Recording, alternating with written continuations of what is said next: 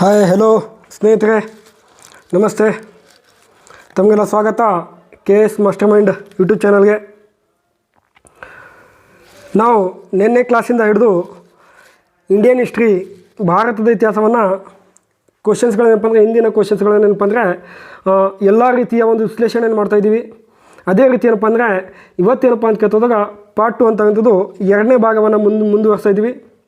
ಅದರಲ್ಲಿ ಗೊತ್ತಿರಲಿ, ನಮ್ಮ ಈ ಚಾನಲನ್ನು KS ಮಾಸ್ಟರ್ ಮೈಂಡ್ ಅಂತ ಚಾನಲನ್ನು ಏನಪ್ಪ ಅಂದರೆ ಕೇವಲ ಅಫರ್ಡ್ ಆಗ್ತಿರೋದು KS ಅಸ್ಪಿರೆಂಟ್ಗಳು ಏನಪ್ಪ ಅಂದರೆ ಅವರನ್ನು ಏನು ಬೇಕು ಅಂತ ಕೇಳಿದ್ರೆ 360 ಆ್ಯಂಗಲಲ್ಲಿ ಕ್ವಶನ್ಸ್ಗಳ ಅನಾಲಿಸಿಸ್ ಬೇಕು ಮತ್ತು ಎಕ್ಸ್ಪ್ಲನೇಷನ್ ಕೂಡ ಜಾಸ್ತಿ ಬೇಕು. ರೈಟಾ? ಯಾಕಂತ ಕೇಳಿದ್ರೆ ಕಾನ್ಸೆಪ್ಟ್ ವೈಸಿಂದ ಕ್ವಶನ್ಸ್ಗಳು ಬರ್ತಾ ಇರೋದ್ರಿಂದಾಗಿ ಎಕ್ಸ್ಪ್ಲನೇಷನು ಜಾಸ್ತಿ ಬೇಕು. ಅದಕ್ಕೆ KS ಮಾಸ್ಟರ್ ಮೈಂಡ್ ಅಂತೇಳಿ ಇಟ್ಟಿದ್ವಿ. ಮಾಸ್ಟರ್ ಆದವರು KSನ ಬರೋಕ್ಕೆ ಸ್ಯಾಟಿಸ್ಫೈಡ್ ಅಂತ ಹೇಳ್ತಾ ನಾವು ಮುಂದಿನವನ್ನು ಕ್ವಶನನ್ನು ನೋಡ್ತಾ ಹೋಗಿದ್ದೀವಿ. ನಿಮಗೆ ನಾನು ಒಂದು ಕ್ವಶನ್ ಕೊಟ್ಟಿದ್ದೆ, ಅದನ್ನು ಆನ್ಸರ್ ಕೂಡ ಹೇಳಂದ್ರೆ ಅದು ಕೂಡ ನೋಡೋಣ.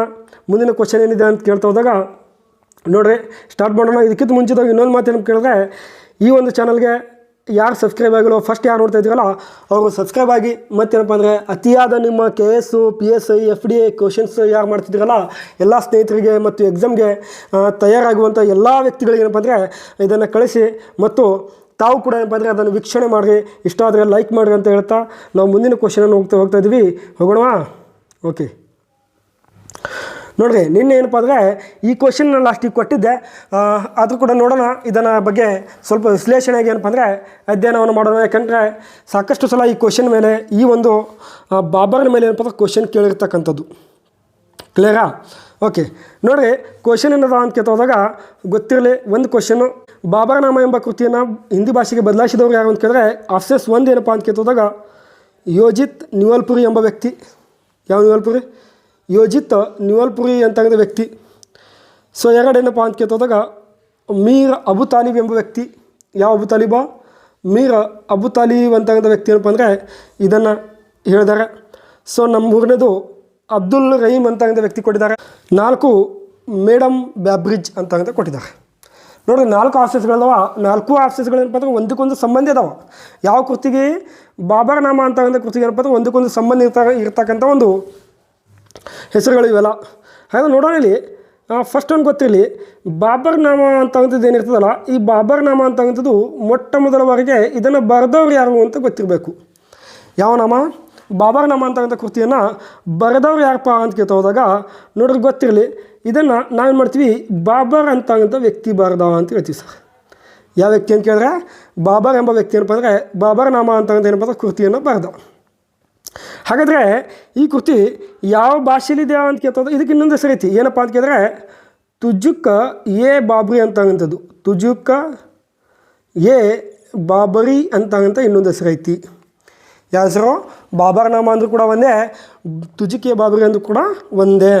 ಹಾಗಾದರೆ ಸರ್ ಇದು ಯಾವ ಭಾಷೆಯಲ್ಲಿದೆ ಅಂತ ಕೇಳ್ತಾ ಹೋದರೆ ಇದನ್ನು ಯಾವ ಭಾಷೆಯಲ್ಲಿತ್ತು, ಮೂಲತಃ ಯಾವ ಭಾಷೆಯಲ್ಲಿದಾವ ಅಂತ ಕೇಳ್ತಾ ಹೋದಾಗ ಗೊತ್ತಿರಲಿ, ಇದನ್ನು ಮೂಲತಃ ಚಗಟಾಯಿ ಟರ್ಕಿ ಭಾಷೆ ಅಂತ ಹೇಳ್ತೀವಿ ಸರ್.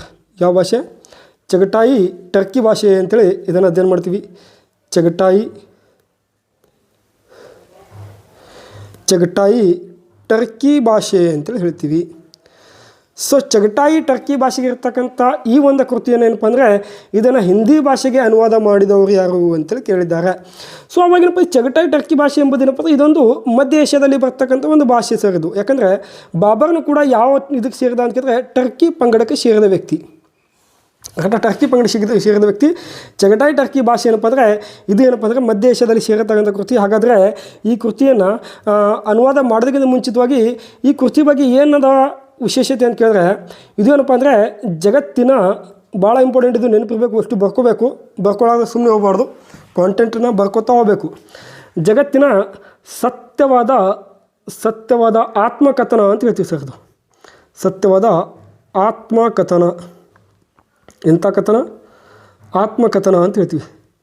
ಜಗತ್ತಿನ ಸತ್ಯವಾದ ಆತ್ಮಕಥನ ಅಂದರೆ ಇದ್ರಾಗ ಏನು ಹೇಳ್ತಾರೆ, ಬಾಬರ್ನಾಮ ಎಂಬ ಕೃತಿಯಲ್ಲಿ ಏನಪ್ಪ ಅಂದರೆ ಇರ್ತಕ್ಕಂಥ ಎಲ್ಲವನ್ನು ತನ್ನ ಘಟನೆಗಳನ್ನು, ಸತ್ಯವಾದ ಘಟನೆಗಳನ್ನು ಹೇಳಿದಾನ ಅಂತ ಹೇಳ್ತಾರೆ. ಹೇಳೇನೋ ಇಲ್ಲ ಗೊತ್ತಿಲ್ಲ, ಬಟ್ ಏನಪ್ಪ ಅಂದರೆ ಇತಿಹಾಸಕಾರ ಏನು ಮಾಡ್ತಾರೆ, ಅದ್ರ ಬಗ್ಗೆ ಹೇಳೋದ ಬಳಿಕ ಇತಿಹಾಸಕಾರ ಹೇಳೋದಕ್ಕೆ ನಂಬಬೇಕಾಗತ್ತಾ. ಕ್ಲಿಯರಾ? ಹಾಗಾದರೆ ಸರ್ ಇದರಲ್ಲಿ ಏನೈತಿಪ್ಪ ವಿಶೇಷತೆ ಅಂತ ಬಂದಾಗ ನೋಡೋಣ. ಇದೆಲ್ಲ ನೋಟ್ ಮಾಡ್ಕೊ. ಹಾಗೆ ಇಲ್ಲಿ ನೋಡಿರಿ, ಇಲ್ಲಿ ಹೇಳ್ತೀನಿ ನೋಡಿರಿ ನಿಮಗೆ.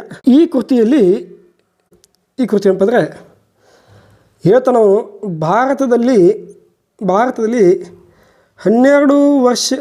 ತಿಂಗಳ ಕಾಲ ಉತ್ತರ ಭಾರತದ ನದಿಗಳು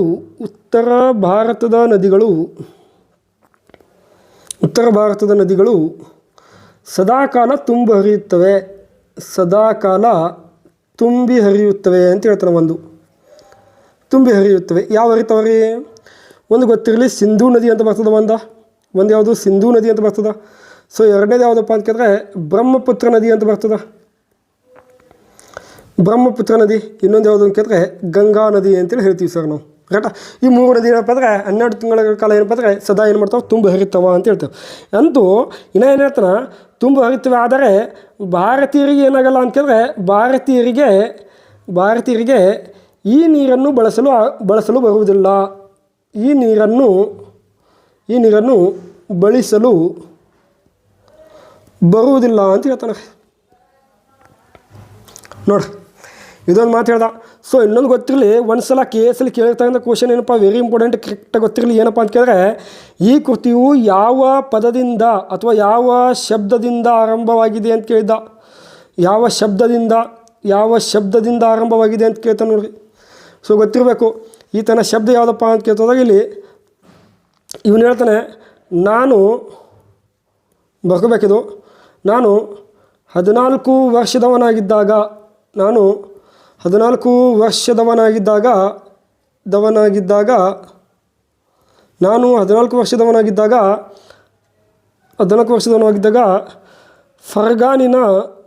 ಫರ್ಗಾನಿಯಲ್ಲಿ ಬರ್ತದ ಇವ್ರ ತಂದೆಯವರು. ಇದನ್ನು ಥಿಯರಿಯಲ್ಲಿ ಹೇಳ್ತೀನಿ ನಿಮಗೆ ನಾನು. ಫರ್ಗಾನಿನ ರಾಜನಾಗಿದ್ದೆ ಅಂತೇಳಿ ಹೇಳ್ತಾನೆ ಸರ್. ಇದನ್ನು ಕೂಡ ಕೇಳ ನೋಡ್ರಿ KS ಅಲ್ಲಿ, ಭಾಳ ಇಂಪಾರ್ಟೆಂಟ್ ಇದು. ನಾನು 14 ವರ್ಷದವನಾಗಿದ್ದಾಗ ಫರ್ಗಾನಿನ ರಾಜನಾಗಿದ್ದೆ ಅಂತೇಳಿ ಇದು ಏನಪ್ಪ ಅಂದರೆ ಇದರಿಂದ ಸ್ಟಾರ್ಟ್ ಮಾಡ್ತಾರೆ ಕೃತಿಯವ. ಸೊ ಇನ್ನೊಂದು ಹೇಳ್ತೀನಿ, ಇಲ್ಲೇ ಇಂಪಾರ್ಟೆಂಟ್ ಗೊತ್ತಾಯಿತು.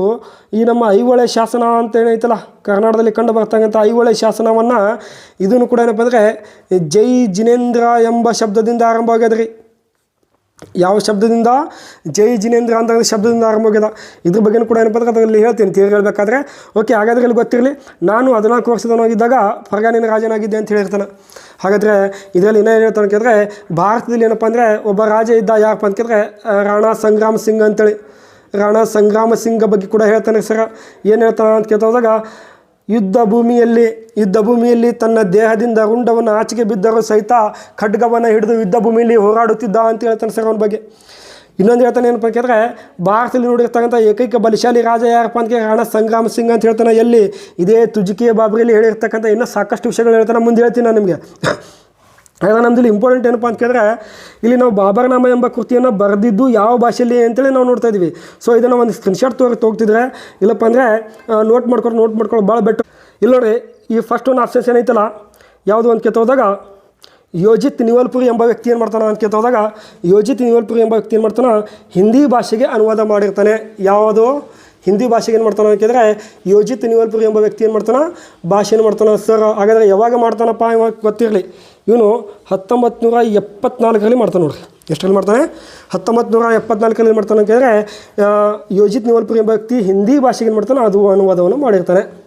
ಕ್ಲಿಯರಾಗಿ ಗೊತ್ತಿರಲಿ. ಹಾಗಾದರೆ ಇನ್ನೊಂದು ಗೊತ್ತಿರಲಿ, ಈ ಮೀರ್ ಅಬು ತಾಲಿಬ್ ಏನು ಮಾಡ್ತಾನೆ ಅಂತ ಕೇಳ್ತೋದಾಗ, ಮೀರ್ ಅಬು ತಾಲಿಬ್ ಎಂಬ ವ್ಯಕ್ತಿ ಇಲ್ಲಿ ಗೊತ್ತಿರಲಿ, ಈ ಕಡೆ ಹೇಳ್ತೀನಿ ನೋಡ್ರಿ. ಮೀರ್ ಅಬು ತಾಲಿಬ್ ಎಂಬ ವ್ಯಕ್ತಿ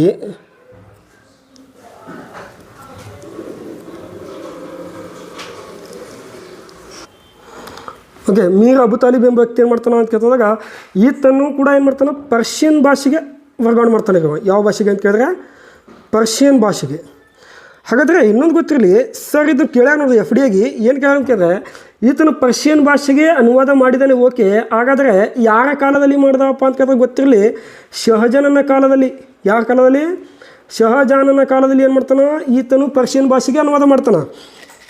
ಇದು ಇನ್ನೊಬ್ಬ ಬರ್ತಾನೆ, ಯಾರಪ್ಪ ಅಂತ ಕೇಳಿದ್ರೆ ಇನ್ನೊಬ್ಬ ವ್ಯಕ್ತಿ ಇರ್ತಾನೆ, ಅಬ್ದುಲ್ ರಹೀಮ್ ಅಂತೇಳಿ. ಯಾವ ವ್ಯಕ್ತಿ ರೀ?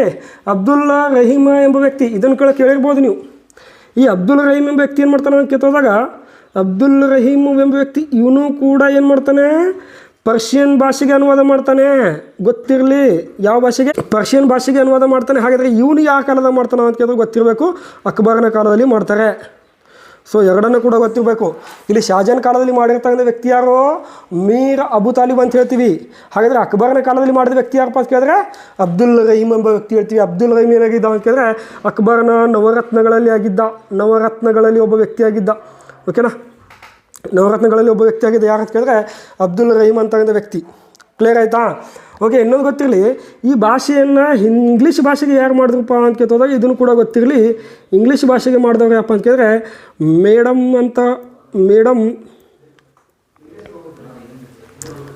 ಕರೆಕ್ಟಾಗಿ ನೋಟ್ ಮಾಡ್ಕೋಬೇಕು. ನಿಮ್ಮ ಮೇಡಮ್ ಬ್ಯಾಬ್ರಿಜ್ ಅಂತ ಮಹಿಳೆ ಏನು ಮಾಡ್ತಾಳೆ ಅಂತ ಕೇಳಿದ್ರೆ ಇವಳು ಇಂಗ್ಲೀಷ್ ಭಾಷೆಗೆ ಅನುವಾದ ಮಾಡ್ತಾಳೆ. ಯಾವ ಭಾಷೆಗೆ? ಇಂಗ್ಲೀಷ್ ಭಾಷೆಗೆ ಏನು ಮಾಡ್ತಾಳೆ ಅಂತ ಕೇಳಿದ್ರೆ ಅನುವಾದವನ್ನು ಮಾಡ್ತಾಳೆ ಅನ್ನೋದು ನೆನಪಿರಬೇಕು. ರೈಟಾ? ಇದು ಗೊತ್ತಿರಲಿ. ಬಾಬರ್ನಾಮ ಅಂತ ಏನಪ್ಪ ಅಂದರೆ ಇದ್ರಿಂದ ಸಾಕಷ್ಟು ಮಾಹಿತಿ ಇರ್ತದೆ. ಇದೇನಪ್ಪ ಥಿಯರಿಯಲ್ಲಿ ನಿಮ್ಗೆ ಹೇಳ್ಕೊಟ್ಟಿರ್ತೀನಿ. ಕ್ಲಿಯರ್? ಓಕೆ, ಹಾಗಾದ್ರೆ ನೋಡೋಣ. ಇಲ್ಲಿ ಬಾಬರ್ನಾಮ ಅಂತ ಬಂದಾಗ ಈತನ ಒಂದು ಮೊದಲ ಹೆಸರೇನಪ್ಪ ಅಂದರೆ ಜಹೀರುದ್ದೀನ್ ಅಂತ ಹೇಳ್ತೀವಿ ಸರ್. ಜಹೀರುದ್ದೀನ್ ಅಂತ ಹೇಳ್ತೀವಿ. ಇನ್ನೊಂದು ಭಾಳ ಇಂಪಾರ್ಟೆಂಟ್ ಗೊತ್ತಿರಬೇಕು, ಈತನ ಒಂದೇ ಕೃತಿ ಏನು ಸರ್ ಅಂತ ಕೇಳಿದ್ರೆ ಇಲ್ಲ, ಈತನ ಇನ್ನೊಂದು ಕೃತಿ ಅದಾವೆ. ಯಾವುದೋ ಅಂತ ಕೇಳಿದ್ರೆ ಬಾಬರ್ನ ಇನ್ನೊಂದು ಕೃತಿ ಯಾವ್ದು ಕೇಳಿದ್ರೆ ಮುವಾಯಿಯಾನ್ ಅಂತ ಇನ್ನೊಂದು ಕೃತಿ ಬರ್ತು ನೋಡ್ರಿ. ಭಾಳ ಇಂಪಾರ್ಟೆಂಟ್ ಬರ್ಕೋಬೇಕು. ಮುವಾಯಿಯಾನ್ ಅಂತ ಒಂದು ಕೃತಿ ಯಾವ್ಯಾನ್ರಿ? ಮುವಾಯಿಯಾನ್. ಇದನ್ನು ಕೂಡ ಬಾಬರ್ನ ಕೃತಿನೇ ಆಗಿರ್ತಕ್ಕಂಥದ್ದು. ಕರೆಕ್ಟಾಗಿ ಗೊತ್ತಿರಬೇಕು. ಸರ್, ಈತನ ಇನ್ನೊಂದು ಪುಸ್ತಕ ಬರೆದಿದ್ದ. ಯಾವ ಪುಸ್ತಕ ಬರೆದಿದ್ದ ಅಂತ ಕೇಳಿದ್ರೆ ದಿವಾರ್ ಅಂತಕ್ಕಂಥ ಪುಸ್ತಕ ಬರೆದಿದ್ದ. ಯಾವ ಪುಸ್ತಕ ಬರೆದಿದ್ದ? ದಿವಾರ್ ಅಂತಕ್ಕಂಥ ಪುಸ್ತಕ ಬರೆದಿದ್ದ ಸರ್. ಸರ್, ಈತನ ಕಾಲದಲ್ಲಿ ಇನ್ನೊಬ್ಬ ವ್ಯಕ್ತಿ ಇದ್ದ. ಯಾರು ವ್ಯಕ್ತಿ ಇದ್ದ ಅಂತ ಕೇಳಿದ್ರೆ ಈತನ ಕಾಲದಲ್ಲಿ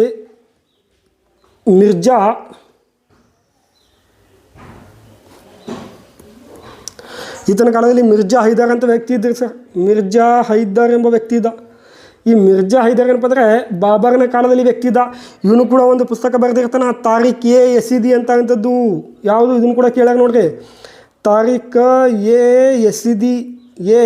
ಯಸೀದಿ ಅಂತಕ್ಕಂಥ ಕೃತಿ. ಯಾವ ಯಸೀದಿ ಅಂತ ಕೇಳಿದ್ರೆ ತಾರಿಕ್ ಎ ಯಸೀದಿ ಅಂತಕ್ಕಂಥ ಕೃತಿ.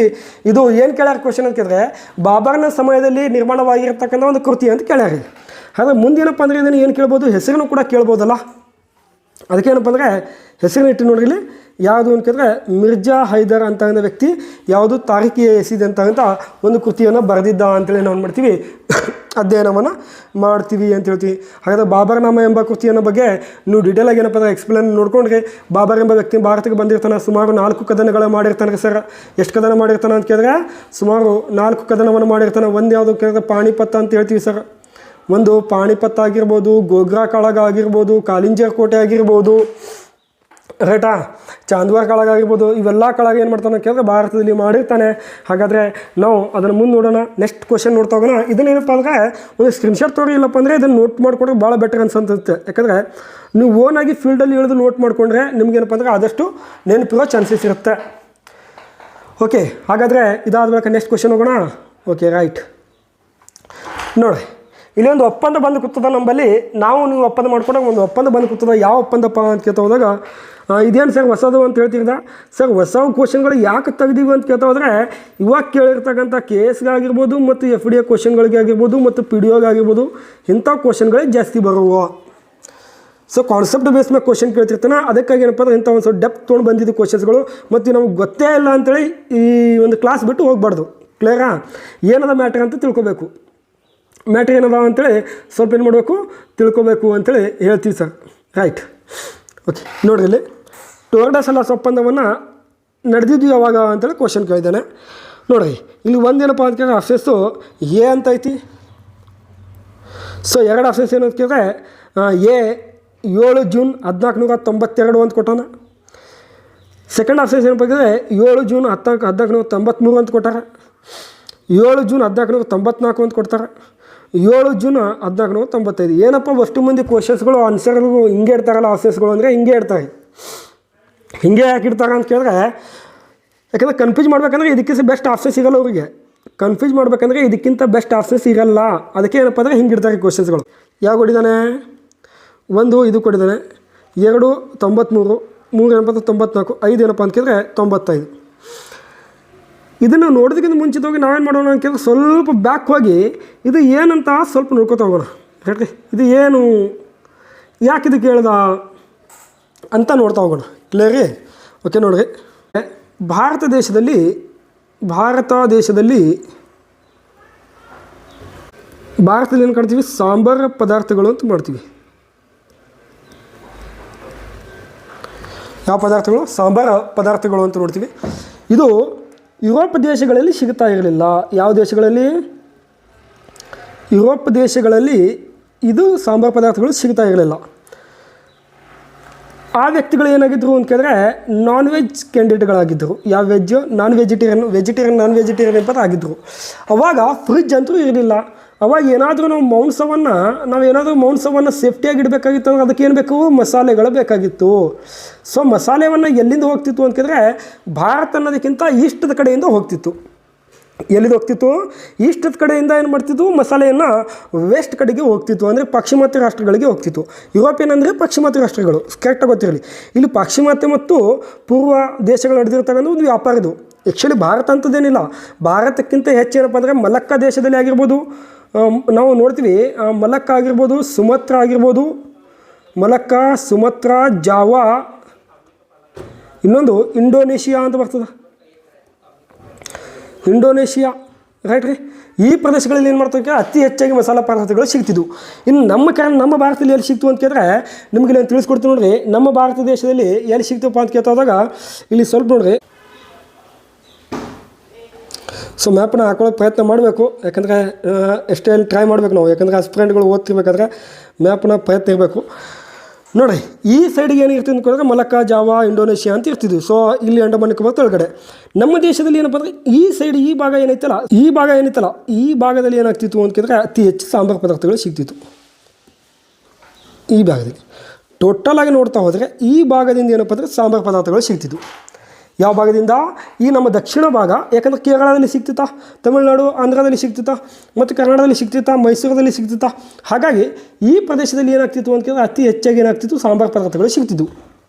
ಕ್ಲಿಯರ್ ಆಯಿತಾ? ಈ ಪದಾರ್ಥಗಳು ಎಲ್ಲಿ ಹೋಗ್ತಿದ್ವು ಅಂತ ಕೇಳಿದ್ರೆ ಈ ಪದಾರ್ಥಗಳು ಯುರೋಪ್ ದೇಶಕ್ಕೆ ಹೋಗ್ತಿದ್ವು. ಯಾವ ದೇಶಕ್ಕೆ? ಯುರೋಪ್ ದೇಶಗಳಿಗೆ ಹೋಗ್ತಿದ್ವು ಈ ಪದಾರ್ಥಗಳು. ಅರ್ಥ ಆಗ್ತಿದೆ ಹೇಳೋದನ್ನ? ಓಕೆ. ಈ ಪದಾರ್ಥಗಳು ಎಲ್ಲಿ ಹೋಗ್ತಿದ್ವು ಅಂತ ಕೇಳಿದ್ರೆ ಯುರೋಪ್ ದೇಶಗಳಿಗೆ ಹೋಗ್ತಿದ್ದವು. ಆದರೆ ಯುರೋಪ್ ದೇಶಗಳು ಏನು ಮಾಡ್ತೀವಿ ಅಂತ ಕೇಳಿದ್ರೆ ಈ ಪದಾರ್ಥಗಳಿಗೆ ಅತಿ ಹೆಚ್ಚು ಬೇಡಿಕೆ ಇತ್ತು. ಪಾಶ್ಚಿಮಾತ್ಯ ದೇಶಗಳಲ್ಲಿ ನಮ್ಮ ಸಾಂಬಾರು ಪದಾರ್ಥಗಳ ಬಗ್ಗೆ ಅತಿ ಹೆಚ್ಚು ಏನಿತ್ತು? ಬೇಡಿಕೆ ಇತ್ತು. ಸೊ ನೋಟ್ ಮಾಡ್ಕೋಬೇಕು. ಈ ಬೇಡಿಕೆಯ ಮೂಲಕ ಏನಾಗ್ತದೆ ಅಂತ ಕೇಳಿದ್ರೆ ಇದು ಯಾವ ಮೂಲಕ ಸಾಕ್ತಿತ್ತು ಅಂತ ಕೇಳಿದ್ರೆ ಮೊದಲಿಗೆ ಒಂದು ಸಿಲ್ಕ್ ರೂಟ್ ಮೂಲಕ ಸಾಕ್ತಿತ್ತು. ಸೊ ನಿಮಗೆ ನೆಕ್ಸ್ಟ್ ಕ್ಲಾಸ್ ಯಾವಾಗ ತಂದಾಗ ಆ ಸಿಲ್ಕ್ ರೂಟಿನ ಒಂದು ಮ್ಯಾಪನ್ನು ತೊಗೊಂಡು ಬಂದಿರ್ತೀನಿ ನಿಮಗೆ ನಾನು. ಕರೆಕ್ಟಾ? ಸಿಲ್ಕ್ ರೂಟಿನ ಒಂದು ಏನಪ್ಪ ಅಂದರೆ ಮ್ಯಾಪ್ ಏನು ಮಾಡಿರ್ತೀನಿ ನಿಮಗೆ ತೊಗೊಂಡು ಬಂದಿರ್ತೀನಿ. ಇವಾಗ ಏನಪ್ಪ ಅಂತ ಕೇಳಿದ್ರೆ ಈ ಕೇಳಿದ್ರೆ ಸಿಲ್ಕ್ ರೂಟ ಮೂಲಕ ಏನು ಮಾಡ್ತಾರೆ? ಚೀನಾದ ಮೂಲಕ ಏನಪ್ಪ ಅಂದರೆ ಸಾಕ್ತಿತ್ತು.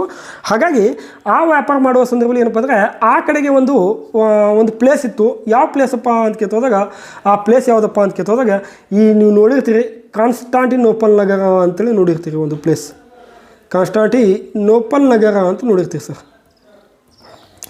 ಈ ಕಾನ್ಸ್ಟಾಂಟಿನೋಪಲ್ ನಗರ ಅಂತ ನೋಡಿರ್ತೀರಿ. ಈ ನೋಪಲ್ ನಗರದಲ್ಲಿ ಏನಾಗಿರ್ತದ ಅಂತ ಕೇಳ್ತಾ ಹೋದಾಗ ಇಲ್ಲಿ ಏನಪ್ಪ ಅಂದರೆ ಅಟೋಮನ್ ಟರ್ಕರು ಅಂತ ಇರ್ತಾರೆ ಸರ್. ಯಾವ ಟರ್ಕರು? ಅಟೋಮನ್ ಟರ್ಕರು ಅಂತಿರ್ತಾರೆ. ಸೊ ಅಟೋಮನ್ ಟರ್ಕರ್ದಲ್ಲಿ ಯಾವ ವ್ಯಕ್ತಿ ಇರ್ತಾನೆ ಅಂತ ಕೇಳಿದ್ರೆ ಇದನ್ನು ಕೇಳ ನೋಡೋದು ಎಕ್ಸಾಮಲ್ಲಿ. ಈಗ ನಿಮಗೆ ಆಲ್ರೆಡಿ ಏನು ಮಾಡ್ಯಾನ ಅಂತ ಕೇಳಿದ್ರೆ ಕಾನ್ಸ್ಟಾಂಟಿನೋಪಲ್ ನಗರವನ್ನು PCL ಆಗಿರ್ಬೋದು ಕೇಳಿಬಿಟ್ಟಿದ್ದಾನೆ. ಸೊ ಯಾವಾಗ ವಶಪಡಿಸ್ಕೊಂಡ್ರು ಅಂತ ಕೇಳಿದ್ರೆ 1453 ವಶಪಡಿಸ್ಕೊಂಡ್ರು ಅಂತೇಳಿ ನೀವು ಹೇಳ್ತೀರಿ, ಎಲ್ಲರೂ ಕರೆಕ್ಟಾಗಿ ಹೇಳ್ತೀರಿ. ಹಾಗಾದರೆ ಕಾನ್ಸ್ಟಾಂಟಿನೋಪಲ್ ನಗರವನ್ನು ವಶಪಡಿಸ್ಕೊಂಡವರು ಅಟೋಮನ್ ಟರ್ಕರ್ ಅಂತ ಕೂಡ PCL ಕೇಳಿದ್ರೆ ಇದನ್ನು ಕೂಡ ಹೇಳ್ತೀರಿ. ಇನ್ನೊಂದು ಗೊತ್ತಿರಲಿ, ನಾವೇನಪ್ಪ ಅಂದರೆ ಎಕ್ಸಾಮನ್ನು ಡೆಪ್ತ್ ನೋಡಬೇಕಾದ್ರೆ ಈ ಅಟೋಮನ್ ಟರ್ಕರಲ್ಲಿ ಇರ್ತಕ್ಕಂಥ ಒಬ್ಬ ವ್ಯಕ್ತಿ ಯಾರಪ್ಪ ಅಂತ ಕೇಳ್ತಾ ಹೋದಾಗ ಎರಡನೇ ಮೊಹಮ್ಮದ್ ಅಲಿ ಎಂಬ ವ್ಯಕ್ತಿ ಇದ್ದ ನೋಡ್ರಿ. ಎರಡನೇ ಮೊಹಮ್ಮದ್ ಅಲಿ ಅಂತಂದ್ರೆ ವ್ಯಕ್ತಿ ಇದ್ದ. ಯಾವ ಮೊಹಮ್ಮದ್ ಅಲಿ? ಎರಡನೇ ಮೊಹಮ್ಮದ್ ಅಲಿ ಎಂಬ ವ್ಯಕ್ತಿ ಇದ್ದ. ಸೊ ನೋಟ್ ಮಾಡ್ಕೋಬೇಕು, ಇಲ್ಲಿ ಮಾಡ್ತೀನಿ ನೋಡ್ರಿ, ಇಲ್ಲಿ ಡೆಡ್ಲೈನಾಗಿ ಎರಡನೇ ಮೊಹಮ್ಮದ್ ಅಲಿ ಅಂತಂದ್ರೆ ಎರಡನೇ ಮೊಹಮ್ಮದ್ ಅಲಿ ಅಂತಕ್ಕಂಥ ವ್ಯಕ್ತಿ ಇದ್ದ. ರೈಟಾ? ಹಾಗಾದರೆ ಸರ್ ಇದನ್ನು ಯಾವ ಮನೆತನದವನು ಅಂತ ಕೇಳಿದ್ರೆ ಗೊತ್ತಿರಲಿ, ಈತನು ಅಬ್ಬಾಸಿದ್ದ ಮನೆತನದವನು. ಇದನ್ನು ಕೂಡ ಕ್ವಶನ್ ಕೇಳ್ಯಾರ ನೋಡ್ರಿ, ಗೊತ್ತಿರಲಿ. ಇವೆಲ್ಲ ಏನಪ್ಪ ಅಂದರೆ KS ಕೇಳೋಂಥ ಕ್ವಶನ್ಸ್ಗಳಿರ್ತವೆ, ಭಾಳ ಇಂಪಾರ್ಟೆಂಟು. ಈತನು ಯಾವ ಮನೆತನದವನು? ಅಬ್ಬಾಸಿದ ಮನೆತನದವನು. ಯಾವ ಮನೆತನ ಅಂತ ಕೇಳಿದ್ರೆ ಇಲ್ಲಿ ಆತನ ಒಂದು ಮನೆತನ ಯಾವ ಕೇಳಿದ್ರೆ ಅಟೋಮನ್ ಟರ್ಕರ. ಈತನ ಮನೆತನ ಒಂದು ಅಬ್ಬಾಸಿದ ಮನೆತನ. ಇವರನ್ನು ಏನು ಕರಿತೀವಿ ಅಂತ ಕೇಳಿದ್ರೆ ಅಟೋಮನ್ ಟರ್ಕರು ಅಂತೇಳಿ ಕರಿತೀವಿ. ಇವರೇನು ಕರಿತೀವಿ? ಅಟೋಮನ್ ಟರ್ಕರು ಅಂತೇಳಿ ಕರಿತೀವಿ. ಇವ್ರೇನು ಮಾಡ್ತಾರೆ ಅಂತ ಕೇಳಿದ್ರೆ ಈ ಕಾನ್ಸ್ಟಾಂಟಿನೋಪಲ್ ನಗರವನ್ನು ವಶಪಡಿಸ್ಕೊಳ್ತಾರೆ. ಕಾನ್ಸ್ಟಾಂಟಿನೋಪಲ್ ನಗರವನ್ನು, ಇದ್ರ ಬಗ್ಗೆ ಇನ್ನೂ ಭಾಳಷ್ಟು ಮಾಹಿತಿ ಹೇಳಬೇಕು. ನೆಕ್ಸ್ಟ್ ಒಂದು ಕ್ವಶನ್ ಐತಿ, ಅಲ್ಲಿ ಏನಪ್ಪ ಅಂದ್ರೆ ಅದ್ರ ಬಗ್ಗೆ ನಿಮಗೆ ಜಾಸ್ತಿ ಮಾಹಿತಿ ಹೇಳ್ತಾ ಹೋಗ್ತೀನಿ. ಸೊ ಅಲ್ಲಿ ಏನಪ್ಪ ಅಂದ್ರೆ ಸ್ವಲ್ಪ ನೋಡ್ಕೊಳ್ಳಿ. ಈ ಕಾನ್ಸ್ಟಾಂಟಿನೋಪಲ್ ನಗರವನ್ನು ವಶಪಡಿಸ್ಕೊಂಡ, ಇದನ್ನು ಯಾರಿಂದ ವಶಪಡಿಸ್ಕೊಂಡ ಅಂತ ಕೇಳಿದಾಗ ಬೈಜೆಂಟಿಯನ್ ಸಾಮ್ರಾಜ್ಯದಿಂದ ವಶಪಡಿಸ್ಕೊಂಡ ನೋಡ್ರಿ. ಇದನ್ನು ಕೂಡ ಭಾಳ ಇಂಪಾರ್ಟೆಂಟ್, ನೆನಪಿರಬೇಕು. ಬೈಜೆಂಟಿಯನ್ ಸಾಮ್ರಾಜ್ಯದಿಂದ ಸಾಮ್ರಾಜ್ಯದಿಂದ ಏನು ಮಾಡ್ದ ಅಂತ ಕೇಳಿದ್ರೆ ವಶಪಡಿಸಿಕೊಂಡ. ಯಾವ ಸಾಮ್ರಾಜ್ಯದಿಂದ? ಬೈಜೆಂಟಿಯನ್ ಸಾಮ್ರಾಜ್ಯದಿಂದ ಏನು ಮಾಡ್ತಾನೆ ಕೇಳಿದ್ರೆ ಇದನ್ನು ವಶಪಡಿಸ್ಕೊಳ್ತಾನೆ. ಬೈಜೆಂಟಿಯನ್ ಸಾಮ್ರಾಜ್ಯದಿಂದ ಏನು ಮಾಡ್ತಾನೆ? ವಶಪಡಿಸ್ಕೊಳ್ತಾನೆ. ಹಾಗಾದರೆ ಬೈಜೆಂಟಿಯನ್ದಲ್ಲಿ ಯಾರ್ದು ಅಂತ ಕೇಳಿದ್ರೆ ರಾಜ 11ನೇ ಕಾನ್ಸ್ಟಾಂಟಿಯನ್ ಎಂಬ ವ್ಯಕ್ತಿ ಇದ್ದ ನೋಡ್ರಿ, ಭಾಳ ನೆನಪಿರ್ಬೇಕು ಇವು ಎಲ್ಲ. ಕಾನ್ಸ್ಟಾಂಟಿಯನ್ ಎಂಬ ವ್ಯಕ್ತಿ ಇದ್ದ. ಈತನಿಂದ ಏನು ಮಾಡ್ತಾನೆ ಅಂತ ಕೇಳಿದ್ರೆ ಒಂದು ಯುದ್ಧ ಆಗ್ತದೆ ರೀ. ಯಾರಿಂದ ಅಂತ ಕೇಳಿದ್ರೆ ಇಲ್ಲಿ ನೋಡ್ರಿ, ಯಾರ ಮಧ್ಯೆ ಅಂತ ಕೇಳಿದ್ರೆ ಬೈಜೆಂಟಿಯನ್ ಕಾನ್ಸ್ಟಾಂಟಿನೋಪಲ್ ಈತನಿಂದ ಮತ್ತು ಎರಡನೇ ಮೊಹಮ್ಮದ್ ಅಲಿಯ ಮಧ್ಯೆ ಒಂದು ಯುದ್ಧ ಆಗ್ತದೆ. ಯಾವುದು ಅಂತ ಕೇಳಿದ್ರೆ ನೆನಪಿರಬೇಕು. ಯುದ್ಧ ಅಂತ ಬಂದಾಗ ನೋಡ್ರಿ ನೆನಪಿರಲಿ, ಕುಸ್ತುನಿಯಾ ಅಂತೇಳಿ ಒಂದು ಯುದ್ಧ ಇರ್ತದೆ ರೀ. ಯಾವ ತುನಿಯಾ ಅಂತ ಕೇಳಿದ್ರೆ ಕುಸ್ತುನಿಯಾ ಅಂತ ಯುದ್ಧ. ಈ ಯುದ್ಧ ಎಷ್ಟರಲ್ಲಿ ಆಗ್ತದಪ್ಪ ಅಂತ ಕೇಳಿದ್ರೆ 1453ರಲ್ಲಿ ಆಗ್ತದೆ. ಈ ಯುದ್ಧದ ನಂತರ ಏನು ಮಾಡ್ತಾನೆ ಕೇಳಿದ್ರೆ ಈತನು ಈ ಕಾನ್ಸ್ಟಾಂಟಿನೋಪಲ್ ನಗರವನ್ನು ವಶಪಡಿಸ್ಕೊಳ್ತಾನೆ. ಇಷ್ಟು ಮಾಹಿತಿ ಇದ್ರ ಬಗ್ಗೆ. ಸೊ ಡೀಟೇಲ್ ಆಗಿರ್ಬೇಕಾದ್ರೆ ಇನ್ನೊಂದು ಸ್ವಲ್ಪ ಡೀಟೇಲ್ ಇರ್ತದೆ, ಥಿಯರಿಲಿ ಹೇಳಿರ್ತೀನಿ. ಇದು ಕುಸ್ತುನಿಯಾ ಅಂತ ಒಂದು ಯುದ್ಧ. ಈ ಯುದ್ಧದ ಏನಂದರೆ ಈ ಕಾನ್ಸ್ಟಾಂಟಿನೋಪಲ್ ಏನಿದ್ದಲ್ಲ 11ನೇ ಕಾನ್ಸ್ಟಾಂಟಿಯನ್ ಎಂಬ ವ್ಯಕ್ತಿಗೆ ಏನು ಮಾಡ್ತಾನೆ? ಸೋಲಿಸ್ತಾನೆ. ಈತನು ಬೈಜೆಂಟಿಯನ್ ಸಾಮ್ರಾಜ್ಯದ ವ್ಯಕ್ತಿಯಾಗಿದ್ದ. ಈತನ ಸೋಲಿಸಿ ಏನು ಮಾಡ್ತಾನೆ? ಇದನ್ನು ವಶಪಡಿಸ್ಕೊಳ್ತಾನೆ. ಅವಾಗ ವಶಪಡಿಸ್ಕೊಂಡ ನಂತರ ಇದೇನಪ್ಪ ಅಂದರೆ ಭಾರತದಿಂದ ಅಥವಾ ಪೂರ್ವದಿಂದ ವ್ಯಾಪಾರ ಮಾಡುವಂಥ ಏಕೈಕ ಪ್ಲೇಸ್ ಆಗಿತ್ತು, ಏಕೈಕ ಏನಪ್ಪ ಭೂಭಾಗ ಆಗಿತ್ತು. ಹಾಗಾಗಿ ಇದನ್ನು ವಶಪಡಿಸ್ಕೊಂಡಿದ್ದರಿಂದ ಪಾಶ್ಚಿಮಾತ್ಯ ರಾಷ್ಟ್ರಗಳಲ್ಲಿ ಏನಾಗ್ತಾ ಇರಲಿಲ್ಲ? ಮಸಾಲೆ ಪದಾರ್ಥಗಳು ಹೋಗ್ತಾ ಇರಲಿಲ್ಲ. ಮಸಾಲೆ ಪದಾರ್ಥಗಳು ಏನಾಗ್ತಿರಲಿಲ್ಲ? ಹೋಗ್ತಾ ಇರಲಿಲ್ಲ. ಕರೆಕ್ಟಾಗಿ ಗೊತ್ತಿರಲಿ. ಹಾಗಾಗಿ ಹೋಗ್ತಾ ಇರಲಿಲ್ಲ. ಅವಾಗ ಅವ್ರು ಏನು ಮಾಡ್ತಾರೆ ಅಂತ ಕೇಳಿದ್ರೆ ಹೇಗಾದರೂ ಮಾಡಿ ನಮಗೆ ಮಸಾಲೆ ಪದಾರ್ಥಗಳು ಬೇಕು, ನೀಡದವ ಅಂಥೇಳಿ ಅವರು ಯಾವ ಮಾರ್ಗವನ್ನು ಕಂಡುಹಿಡಿಯೋಕ್ಕೆ ಬರ್ತಾರಪ್ಪ ಅಂತ ಕೇಳಿದ್ರೆ ಜಲಮಾರ್ಗವನ್ನು ಕಂಡುಹಿಡಿಯೋಕ್ಕೆ ಬರ್ತಾರೆ ಸರ್. ಯಾವ ಮಾರ್ಗವನ್ನು ಕಂಡುಹಿಡಿಯೋಕ್ಕೆ ಬರ್ತಾರೆ? ಜಲಮಾರ್ಗವನ್ನು ಕಂಡುಹಿಡಿಯೋಕ್ಕೆ ಬರ್ತಾರೆ.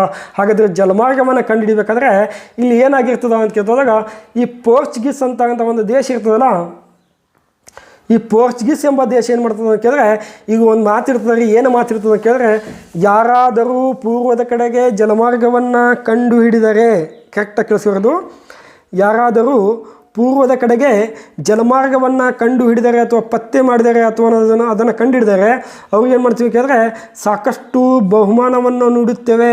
ಏನು ನೀಡ್ತೀವಿ? ಬಹುಮಾನವನ್ನು ನೀಡ್ತೀವಿ. ಮತ್ತೇನು ಮಾಡ್ತೀವಿ ಕೇಳಿದ್ರೆ ಅವ್ರಿಗೆ ಸನ್ಮಾನವನ್ನು ಕೂಡ ಮಾಡ್ತೀವಿ ಅಂತ ಹೇಳ್ತಾರೆ ಸರ್. ಏನು ಮಾಡ್ತೀವಿ? ಸನ್ಮಾನವನ್ನು ಕೂಡ ಏನು ಮಾಡ್ತೀವಿ ಅಂತೇಳಿ ಹೇಳ್ತಾರೆ, ಪೋರ್ಚುಗೀಸರು ಹೇಳ್ತಾರೆ. ಅವಾಗ ಏನು ಮಾಡ್ತಾರೆ ಅಂತ ಕೇಳ್ತದಾಗ ಇರ್ತಕ್ಕಂಥ ಯುರೋಪ್ ಖಂಡದಲ್ಲಿ ಇರ್ತಕ್ಕಂಥ ಎಲ್ಲ ವ್ಯಕ್ತಿಗಳು ಕೂಡ ಏನಪ್ಪ ಜಲಮಾರ್ಗವನ್ನು ಕಂಡುಹಿಡಿಯೋಕ್ಕೆ ಪ್ರಯತ್ನ ಮಾಡ್ತಾರೆ. ಸೊ ಅದರಲ್ಲಿ ಬರ್ತಕ್ಕಂಥ ಜಾನ್ ಅಂತಕ್ಕಂಥ ವ್ಯಕ್ತಿ ಈ 11ನೇ ಹೆನ್ರಿ ಅಂತೇಳಿ ಕೇಳ್ತೀವಲ್ಲ ರೀ, ಹೆನ್ರಿ ಅಂತ ವ್ಯಕ್ತಿ ಇವ ಏನು ಮಾಡ್ತಾನೆ ಅಂತ ಕೇಳಿದ್ರೆ ಅಲ್ಲಿ ಒಂದು ನೌಕಾಯಾನವನ್ನು ಚಾಲು ಮಾಡ್ತಾನೆ ರೀ. ಸೊ ನೌಕಾಯಾನವನ್ನು ಎಲ್ಲಿ ಚಾಲು ಮಾಡ್ತಾನೆ ಅಂತ ಕೇಳ್ತದಾಗ ಗೊತ್ತಿರಲಿ, ಈ ಪೋರ್ಚುಗಲ್ ದೇಶದಲ್ಲಿ ಏನಾಗಿರ್ತದೆ ಅಂತ ಕೇಳಿದ್ರೆ ಅಂತ ಕೇಳ್ತದಾಗ ಇಲ್ಲೊಂದು ಬಂದರು ಇರ್ತದೆ ರೀ. ಯಾವುದು ಅಂತ ಕೇಳಿದ್ರೆ ಲಿಸ್ಬನ್ ಬಂದರು ಅಂತ ಇರ್ತದೆ ನೋಡ್ರಿ. ಯಾವ ಬಂದರು? ಲಿಸ್ಬನ್ ಬಂದರು ಅಂತ ಇರ್ತದೆ. ಕರೆಕ್ಟಾಗಿ ನೆನಪಿರಬೇಕು. ಪೋರ್ಚುಗಲ್ ದೇಶದಲ್ಲಿ ಇರ್ತಕ್ಕಂಥ ಬಂದರು ಯಾವುದಪ್ಪ ಅಂತ ಕೇಳ್ತದಾಗ ಲಿಸ್ಬನ್ ಬಂದರು. ಈ ಬಂದರಿನ ಮೂಲಕ ಏನು ಮಾಡ್ತಾರೆ ಅಂತ ಕೇಳಿದ್ರೆ ಅಲ್ಲಿ ನೌಕಾಶಾಲೆಯನ್ನು ತೆರಬಿರ್ತಾನೆ. ಅದಕ್ಕೆ ಈತನಿಗೆ ಏನು ಕರೀತಾರೆ ಅಂತ ಕೇಳಿದ್ರೆ ದಿ ನೇವಿಗೇಟರ್ ಅಂತೇಳಿ ಕೂಡ ಕರೀತಾರೆ. ದಿ ನೇವಿಗೇಟರ್. ಸೊ ಭಾಳ ಕನ್ಫ್ಯೂಸ್ ಆಗ್ತದಲ್ಲ. ಸೊ ನೀಟಾಗಿ ಬರೋಣ. ಇದನ್ನು ಒಂದು ಸ್ಕ್ರೀನ್ಶಾಟ್ ಹೋಗ್ತಿದ್ರೆ ಇಲ್ಲ ನೋಟ್ ಮಾಡ್ಕೊರಿ. ಈ ವ್ಯಕ್ತಿ ಏನು ಮಾಡ್ತಾನೆ ಅಂತ ಕೇಳಿದ್ರೆ ಇಲ್ಲಿ ಬಹುಮಾನವನ್ನು ಇಡ್ತಾರೆ. ಅವಾಗ ಏನಪ್ಪ ಅಂದರೆ ಈ ನೇವಿಗೇಟರ್ ಅಂತೇನು ಇರ್ತಾನಲ್ಲ ಇವೇನಪ್ಪ ಅಂದ್ರೆ ಅಲ್ಲಿ ಏನು ಮಾಡಿರ್ತಾನೆ? ನೌಕಾಶಾಲೆಯನ್ನು ಮಾಡಿರ್ತಾನೆ. ನೌಕಾಶಾಲೆಯನ್ನು ಏನಪ್ಪ ಅಂದರೆ ಆರಂಭ ಮಾಡಿರ್ತಾನೆ. ಈತನ ಥ್ರೋದಿಂದ ಏನಪ್ಪ ಅಂದರೆ ಇಲ್ಲಿ 1486ರಲ್ಲಿ ಕರೆಕ್ಟಾಗಿ ನೋಡಬೇಕಿದು 86-87ರಲ್ಲಿ ಏನಪ್ಪ ಅಂದರೆ ಒಬ್ಬ ವ್ಯಕ್ತಿ ಇರ್ತಾನೆ ರೀ. ಆ ವ್ಯಕ್ತಿ ಏನು ಮಾಡ್ತಾನೆ ಅಂತ ಕೇಳಿದ್ರೆ ಯಾವ ವ್ಯಕ್ತಿ ಅಂತ ಕೇಳಿದ್ರೆ ಬಿ ಡಯಾಸ್ ಅಂತಕ್ಕಂಥ ವ್ಯಕ್ತಿ. ಸೊ ಈತನಿಗೆ ಬಾರ್ತಲೋಮಿಯೋ ಡಯಾಸ್ ಅಂತ ಕೂಡ ಕರೀತಾರೆ. ಈ ವ್ಯಕ್ತಿ ಏನು ಮಾಡ್ತಾನೆ ಅಂತ ಕೇಳಿದಾಗ ಈತನು ಪೂರ್ವದ ಕಡೆಗೆ ಏನು ಮಾಡ್ತಾನೆ ಅಂತ ಕೇಳಿದ್ರೆ ಪೂರ್ವದ ಕಡೆಗೆ ಜಲಮಾರ್ಗವನ್ನು ಕಂಡುಹಿಡಿಯಕ್ಕೆ. ಸೊ ನೀವು ಇದು ತಿಳ್ಕೊಬೇಡ ಸರ್ ಭಾರತದ ಕಡೆಗೆ ಅಂತೇಳಿ ಇಲ್ಲ. ಸೊ ಅವ್ರಿಗೇನು ಗೊತ್ತಿತ್ತು ಪೂರ್ವದ ಕಡೆಗೆ ಏನಿರ್ತದ, ಒಟ್ಟಿನಲ್ಲಿ ವ್ಯಾಪಾರ ಅದ, ಒಟ್ಟಿನಲ್ಲಿ ಸಾಂಬಾರು ಪದಾರ್ಥಗಳು ಎಲ್ಲಿ ಸಿಗ್ತಾವ? ಪೂರ್ವದ ಕಡೆಗೆ ಸಿಗ್ತಾವ ಅಂತ ಗೊತ್ತಿತ್ತು. ಅವಾಗ ಓದ್ಬಳಗೆ ಗೊತ್ತಾಯ್ತು ಈ ಭಾರತಕ್ಕದ ಅಂತೇಳಿ, ರೈಟಾ? ಅವಾಗ ಜಲಮಾರ್ಗ ಕಂಡುಹಿಡಿಯೋಕೆ ಯಾಪ ಅಂದರೆ ಈ ಬಿ ಡಯಾಸ್ ಅಂತ ವ್ಯಕ್ತಿ ಬರ್ತಾನೆ. ಸರಿ ತನಗೆ ಯಾವುದ್ರ ಮೂಲಕ ಬರ್ತಾನೆ ಅಂತ ಕೇಳ್ತಾ ಹೋದಾಗ ನೋಡ್ರಿ ಇಲ್ಲಿ ತಿಳಿಸ್ತು ನೋಡ್ರಿ ನಿಮಗೆ. ಓಕೆ ಇಲ್ಲಿ ನೋಡ್ರಿ ಯಾರು ಅಂತ ಕೇಳ್ತಾ ಹೋದಾಗ ಬಿ ಡಯಾಸ್ ಅಂತ ವ್ಯಕ್ತಿ ಇರ್ತಾನೆ. ಬಿ ಡಯಾಸ್ ಎಂಬ ವ್ಯಕ್ತಿ ಈತನಿಗೆ ಅಷ್ಟೇ ಫೋಕಸ್ ಮಾಡಬೇಕಿಲ್ಲಿ. ಬಿ ಡಯಾಸ್ ಇಲ್ಲಿ ಯಾವ ಬಂದರ ಅದ ಅಂತ ಕೇಳ್ತಾ ಹೋದಾಗ ಗೊತ್ತಿರಬೇಕು. ಇಲ್ಲಿ ಯಾವ ಬಂದರ ಐತಿ? ಲಿಸ್ಬನ್ ಬಂದರ ಐತಿ ನೋಡ್ರಿ. ಯಾವ ಬಂದರು ಐತ್ರಿ ಇಲ್ಲಿ ಲಿಸ್ಬನ್ ಬಂದರು ಅಂತ ಐತಿ. ಸೊ ಕಾಣಲಾಗಿತ್ತು ಅಂದರೆ ಅಳಿಸ್ತೀನಿ ನೋಡಲಿ ಲಿಸ್ಬನ್ ಬಂದರು ಅಂತ ಐತಿ ಇಲ್ಲಿ, ರೈಟ್. ನೋಡಿದ್ರಿ ಈ ಬಂದರಿನ ಮೂಲಕ ಏನು ಮಾಡ್ತಾನೆ ಅಂತ ಕೇಳಿದ್ರೆ ಈತನು ಮೊದಲು ಏನಪ್ಪ ಅಂದರೆ ಈ ಬರಬೇಕಾದ್ರೆ ಏನಪ್ಪ ಅಂದರೆ ಈ ಮಾರ್ಕ್ ಎರೋ ಮಾರ್ಕ್ ತೋರಿಸೋದಲ್ಲ, ಈ ರೀತಿ ಇಲ್ಲಿ ಬಂದಿರ್ತಾನೆ 1445 ಇಲ್ಲಿ ಈ ರೀತಿ ಬಂದು ಏನು ಮಾಡ್ತಾನೆ ಅಂತ ಕೇಳ್ತೋದಾಗ ಸೊ ಇದೆಲ್ಲ ಬರ್ತಾನೆ ಬಂದು ಇದೇ ಮಾರ್ಗದ ಮೂಲಕ ಏನಪ್ಪ ಇಲ್ಲಿ ಬಂದಿರ್ತಾನೆ ಬಂದು ಈ ಪ್ರದೇಶದಲ್ಲಿ ಅಂದರೆ ಇದು ಯಾವುದು ಅಂತ ಕೇಳಿದ್ರೆ ಇಲ್ಲಿ ದಕ್ಷಿಣ ಆಫ್ರಿಕಾ ಎಂಬ ಪ್ರದೇಶದಲ್ಲಿ ದಕ್ಷಿಣ ಆಫ್ರಿಕಾದಲ್ಲಿ ಬಂದು ನಿಂದಿರ್ತಾನೆ. ಯಾವ ಆಫ್ರಿಕಾದಲ್ಲಿ? ದಕ್ಷಿಣ ಆಫ್ರಿಕಾದಲ್ಲಿ ಬಂದಿರ್ತಾನೆ. ಸರ್ ಆ ಕ್ವಶನ್ಗೂ ಇದಕ್ಕೂ ಏನು ಸಂಬಂಧ ಇದೆ ಅಂದರೆ ಸ್ವಲ್ಪ ಪೇಷನ್ಸ್ ಇರಬೇಕು ಬೈ ಈ ಕ್ಲಾಸಲ್ಲಿ. ಯಾಕಂದರೆ ಡೆಪ್ತ್ ತಗೊಂಡಿದ್ದೆ ಒಂದು ಬಳಕ ಪೇಷನ್ಸ್ ಇರಬೇಕು, ತಿಳ್ಕೊಬೇಕು ಏನೈತೆ ಅಂತೇಳಿ, ಓಕೆನಾ. ಸ್ವಲ್ಪ ಪೇಷನ್ಸ್ ಇಟ್ಲೆ ಕೇಳ್ಕೊ. ಈ ದಕ್ಷಿಣ ಆಫ್ರಿಕಾದಲ್ಲಿ ಬಂದು ನಿಂದಿರ್ತಾನೆ. ಇಲ್ಲಿ ಈತನಿಗೆ ಏನು ಎದುರಾಗ್ತವ ಅಂತ ಕೇಳ್ತೋದಾಗ ಇಲ್ಲಿ ಈತನಿಗೆ ಏನು ಎದುರಾಗ್ತವ ಅಂತ ಕೇಳಿದ್ರೆ ಬಿರುಗಾಳಿಗಳು ಎದುರಾಗ್ತವೆ. ಈತನು ಬಂದಿರ್ತಕ್ಕಂಥ ಒಂದು ಸಮಯ ತಪ್ಪಾಗಿತ್ತು, ಅವನು ತಪ್ಪಾಗಿರಲಿಲ್ಲ. ಸೊ ಇವನು ಬಂದಿರ್ತಕ್ಕಂಥ ಸಮಯ ಏನಾಗಿತ್ತು ಅಂತ ಕೇಳಿದ್ರೆ ಅದು ತಪ್ಪಾಗಿತ್ತು. ಅವಾಗ ಇಲ್ಲಿ ಏನಾಗ್ತದೆ, ಬಿರುಗಾಳಿಗಳು ಬೀಸ್ತವೆ. ಯಾವಾಗ ಬಿರುಗಾಳಿಗಳು ಬೀಸ್ತವಲ್ಲ ಅವಾಗ ಇವ ಏನಪ್ಪ ಅಂದರೆ ಭಯಪಟ್ಟು ಏನು ಮಾಡ್ತಾನೆ ಅಂತ ಕೇಳಿದ್ರೆ ಇನ್ನು ಮುಂದುಗಡೆ ಹೋಗೋಕ್ಕೆ ನಮಗೆ ಆಗಲ್ಲ, ನಾವು ಏನು ಮಾಡ್ತೀವಿ ಅಂತ ಕೇಳಿದ್ರೆ ಇಲ್ಲಿಂದ ವಾಪಸ್ ಹೋಗ್ತೀವಿ ಅಂತೇಳಿ ಡಿಸೈಡ್ ಮಾಡಿಬಿಡ್ತಾನೆ. ಸೊ ಇನ್ನೊಂದೇನು ಕಾರಣ ಇತ್ತು ಅಂತ ಕೇಳಿದ್ರೆ ಈತನು ದವಸ ಮತ್ತು ಧಾನ್ಯಗಳನ್ನು ಕೂಡ ಏನು ಮಾಡಿದ ಕಡಿಮೆ ತೊಗೊಂಡು ಹೋಗಿದ್ದ. ದವಸ ಮತ್ತು ಧಾನ್ಯಗಳನ್ನು ಕಡಿಮೆ ಮಾಡಿದ ಕಡಿಮೆ ತೊಗೊಂಡು ಹೋಗಿದ್ದ. ಇನ್ನೊಂದು ಸದಸ್ಯರನ್ನು ಕೂಡ ಏನು ಮಾಡಿದ ಕಡಿಮೆ ತೊಗೊಂಡು ಹೋಗಿದ್ದ. ಕಡಿಮೆ ತೊಗೊಂಡು ಹೋಗಿದ್ದ. ಅದಕ್ಕಾಗಿ ಇವ ಏನು ಮಾಡ್ತಾನೆ, ಇವನು ಕೂಡ ಏನಪ್ಪ ಅಂದರೆ ಅಲ್ಲಿದ್ದು ಏನು ಮಾಡ್ತಾನೆ, ಈ ಪ್ರದೇಶವನ್ನು ಒಂದು ಹೆಸರು ಕೊಡ್ತಾನೆ. ಅವ ಏನು ಕೊಡ್ತಾನೆ ಕೇಳಿದ್ರೆ ಬಿರುಗಾಳಿಯ ಭೂಶಿರ ಅಂತೇಳಿ ಕೊಡ್ತಾನೆ ಸರ್. ಬಿರುಗಾಳಿಯ ಭೂಶಿರ ಅಂತೇಳಿ ಮಾಡ್ತಾನೆ, ಹೆಸರನ್ನು ಕೊಡ್ತಾನೆ. ಈ ಹೆಸರು ಕೊಟ್ಟಾಗ ಇದಕ್ಕೆ ಏನು ಕರಿತಾರೆ ಅಂತ ಕೇಳಿದ್ರೆ ಅವನು ಹೆಸರು ಕೊಟ್ಟಿದ್ದು ಇದಕ್ಕೆ ಏನಪ್ಪ ಅಂದರೆ ಬಿರುಗಾಳಿಯ ಭೂಶಿರ ಅಂತ ಕೊಟ್ಟಿರ್ತಾನೆ. ಇನ್ನೊಂದು ಕೇಪ್ ಆಫ್ ಸ್ಟಾರ್ಮ್ ಅಂತೇಳಿ ಕೊಟ್ಟಿರ್ತಾನೆ. ಅಂದರೆ ಬಿರುಗಾಳಿಯ ಭೂಶಿರ ಅಂತ ಕೊಟ್ಟಿರ್ತಾನೆ ಸರ್. ಅಂದರೆ ಏನಪ್ಪ ಬಿರುಗಾಳಿ ಬಿಡ್ತದ ಮುಂದಕ್ಕೆ ಹೋಗೋಕ್ಕಾಗಲ್ಲ ಅಂತ ಗೊತ್ತಿರ್ತದ. ಅಂದರೆ ಇನ್ನೊಂದೇನು ಗೊತ್ತಿರ್ತದ, ಮುಂದೆ ಹೋದರೆ ಭಾರತ ಅಥವಾ ಪೂರ್ವ ಭಾಷೆ ಸಿಗುತ್ತಾವ ಅಂತ ಕೂಡ ಗೊತ್ತಿರ್ತದ. ಕರೆಕ್ಟಾ? ಮುಂದೆ ಹೋದರೆ ಸಿಗ್ತದೆ ಅಂತ ಗೊತ್ತೈತಿ, ಬಟ್ ಮುಂದೆ ಹೋಗೋಕೆ ಆಗ್ತಾಯಿಲ್ಲ. ಅವಾಗ ಇವ ಏನು ಮಾಡ್ತಕ್ಕಂದ್ರೆ ವಾಪಸ್ ಎಲ್ಲಿ ಬರ್ತಾನೆ, ಮತ್ತೆ ಹೊಳ್ಳಿ ಏನಪ್ಪ ಅಂದರೆ ಇದೇ ಲಿಸ್ಬನ್ ಬಂದಕ್ಕೆ ತನ್ನ ದೇಶಕ್ಕೆ ಬಂದುಬಿಡ್ತಾನೆ. ಯಾವ ದೇಶಕ್ಕೆ ಮೇಲೆಗಡೆ ಇದ್ದಾನೆ, ಪೋರ್ಚುಗಲ್ ದೇಶಕ್ಕೆ ಬಂದುಬಿಡ್ತಾನೆ. ಯಾವಾಗ ಪೋರ್ಚುಗಲ್ ದೇಶಕ್ಕೆ ಬರ್ತಾನಲ್ಲ ಅವಾಗ ಬಂದು ಹಿಂಗೆಲ್ಲ ಹೇಳ್ತಾನೆ, ಹಿಂಗಾಗ್ಯದ ಬಿರುಗಾಳಿಗೆ ಬಿಟ್ಟವ, ಅದಕ್ಕೆ ನಾವು ಹೋಗಲ್ಲ ಅಂತೇಳಿ ಬಂದುಬಿಡ್ತಾನೆ. ಅವಾಗ ನೆಕ್ಸ್ಟ್ ಏನಪ್ಪ ಅಂತ ಕೇಳಿದ್ರೆ ಮುಂದೆ ಇನ್ನೊಬ್ಬ ವ್ಯಕ್ತಿ ಬರ್ತಾನೆ ರೀ 1492. ಇದು ಎಷ್ಟರಲ್ಲಿ ಹೋಗಿದ್ದೀವ? 1486. ನೋಟ್ ಮಾಡ್ಕೋಬೇಕು, ಇವೆಲ್ಲ ಭಾಳ ಇಂಪಾರ್ಟೆಂಟ್ ಆಗಿರ್ತಕ್ಕಂಥ ಮ್ಯಾಟ್ರಸ್ಗಳು. 1492 ಕ್ರಿಸ್ಟೋಫರ್ ಕೊಲಂಬಸ್ ಎಂಬ ವ್ಯಕ್ತಿ ಇರ್ತಾನೆ ಸರ್. ಕ್ರಿಸ್ಟೋಫರ್ ಕೊಲಂಬಸ್ ಎಂಬ ವ್ಯಕ್ತಿ. ಯಾವ ಕೊಲಂಬಸ್ ರೀ?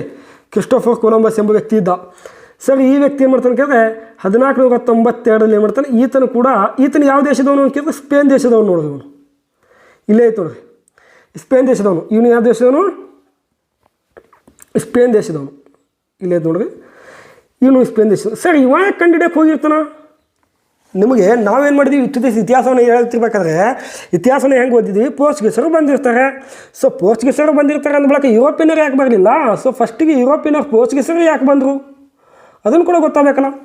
ಅದಕ್ಕಾಗಿ ಇವಾಗ ಏನಪ್ಪ ಅಂದರೆ ಹೇಳಿಕೆ ರೂಪದಲ್ಲಿ ಡೆಪ್ತಾಗಿ ಕ್ವಶನ್ ಕೇಳಿದ್ರಿಂದಾಗಿ ನಾವೇನು ಮಾಡ್ತಿದ್ವಿ ಅಂತ ಕೇಳಿದ್ರೆ ಒಂದು ಸ್ವಲ್ಪ ಏನಪ್ಪ ಕಾನ್ಸೆಪ್ಟನ್ನು ಡೆಪ್ತಾಗಿ ಹೋಗ್ತಾ ಇದ್ದೀವಿ. ಸೊ ಪೇಷನ್ಸ್ಲಿ ಎಲ್ಲವನ್ನು ನೋಟ್ಸ್ ಮಾಡ್ಕೋಬೇಕು ಬೈ, ಓಕೆನಾ? ಓಕೆ ನೋಡಿರಿ, ಇವ ಎಲ್ಲಿಂದ ಬರ್ತಾನೆ ಅಂತ ನೋಡೋಣ ಬರ್ ಸ್ವಲ್ಪ. ಇವನ ಬಗ್ಗೆ ಕೂಡ ನೋಡ್ಕೊತ ಹೋಗ್ಬಿಡೋಣ. ಓಕೆ ನೋಡಿರಿ, ಕ್ರಿಸ್ಟೋಫರ್ ಕೊಲಂಬಸ್ ಎಂಬ ವ್ಯಕ್ತಿ ಇವನು ಯಾವ ದೇಶದಿಂದ ಬರ್ತಾನೆ ಅಂತ ಕೇಳಿದ್ರೆ ಇದೇ ಯುರೋಪದಲ್ಲಿ ಇರ್ತಕ್ಕಂಥ ಸ್ಪೇನ್ ದೇಶ. ಯಾವ ದೇಶ ಅಂತ ಕೇಳಿದ್ರೆ ಸ್ಪೇನ್ ದೇಶದಿಂದ ಬರ್ತಾನೆ ಸರ್. ಈ ಸ್ಪೇನ್ ದೇಶದ ವ್ಯಕ್ತಿ ಇವ ಪೋರ್ಚುಗಲ್ ಅಲ್ಲ, ಗೊತ್ತಿರಲಿ. ಯಾಕೆ ಬರ್ತಾನಪ್ಪ ಅಂತ ಕೇಳಿದ್ರೆ ಅವ್ರು ಆಲ್ರೆಡಿ ಹೇಳಿಬಿಟ್ಟಿದ್ರು ಏನಪ್ಪ ಅಂದರೆ ಯಾರಾದರೂ ಜಲಮಾರ್ಗವನ್ನು ಕಂಡುಹಿಡಿದ್ರೆ ಏನು ಮಾಡ್ತೀವಿ, ಬಹುಮಾನವನ್ನು ಕೊಡ್ತೀವಿ ಅಂತ ಹೇಳ್ತಾರೆ. ಅದರಲ್ಲಿ ಯಾವ ದೇಶ ಆದರೆ ಏನು ಜಲಮಾರ್ಗ ಕಂಡುಹಿಡಿದೈತಿ ಒಟ್ಟೆ. ಅದಕ್ಕೆ ಈ ವ್ಯಕ್ತಿ ಏನು ಮಾಡ್ತಾನೆ, ಇವನು ಕೂಡ ಏನು ಮಾಡ್ತಾನೆ, ಈ ಕಡೆಗೆ ಹೋಗಬೇಕು ಅಂದಿರ್ತಾನೆ. ಯಾವ ಕಡೆಗೆ? ಪೂರ್ವದ ಕಡೆಗೆ. ಆದರೆ ಇವನಿಗೇನಾಗ್ತದೆ, ಇಲ್ಲಿ ಒಂದು ಪ್ರದೇಶ ಇರ್ತದ. ಆ ಪ್ರದೇಶ ಯಾವುದಪ್ಪ ಅಂತ ಕೇಳಿದ್ರೆ ಕೇಪ್ ಆಫ್, ಭಾಳ ಇಂಪಾರ್ಟೆಂಟ್ ಬರ್ಕೋಬೇಕು, ಕೇಪ್ ಆಫ್ ಡ್ರೇಕ್ ಅಂತ ಒಂದು ಪ್ರದೇಶ. ಇದು ಯಾವಾಗಲೂ ಕೂಡ ಇದು ಕ್ಲಾಸು KS FD ಏನು ಡೆಪ್ತಾಗಿ ಮಾಡ್ಬೇಕಂತ ಅಂತಾರಲ್ಲ ಅವ್ರಿಗೆ ಐದು ಕ್ಲಾಸ್ ಇದು. ಸೊ ಡೆಪ್ತ್ ಆಗಿರ್ತಕ್ಕಂಥ ಮಾಹಿತಿ. ಕೇಪ್ ಆಫ್ ಡ್ರೇಕ್ ಅಂತಕ್ಕಂಥ ಪ್ರದೇಶದಲ್ಲಿ ಇವನು ದಾರಿ ತಪ್ಪು ಏನು ಮಾಡ್ತಾನೆ ಕೇಳಿದ್ರೆ ಅಮೇರಿಕದ ಕಡೆಗೆ ಹೊಳತಾನೆ ಸರ್.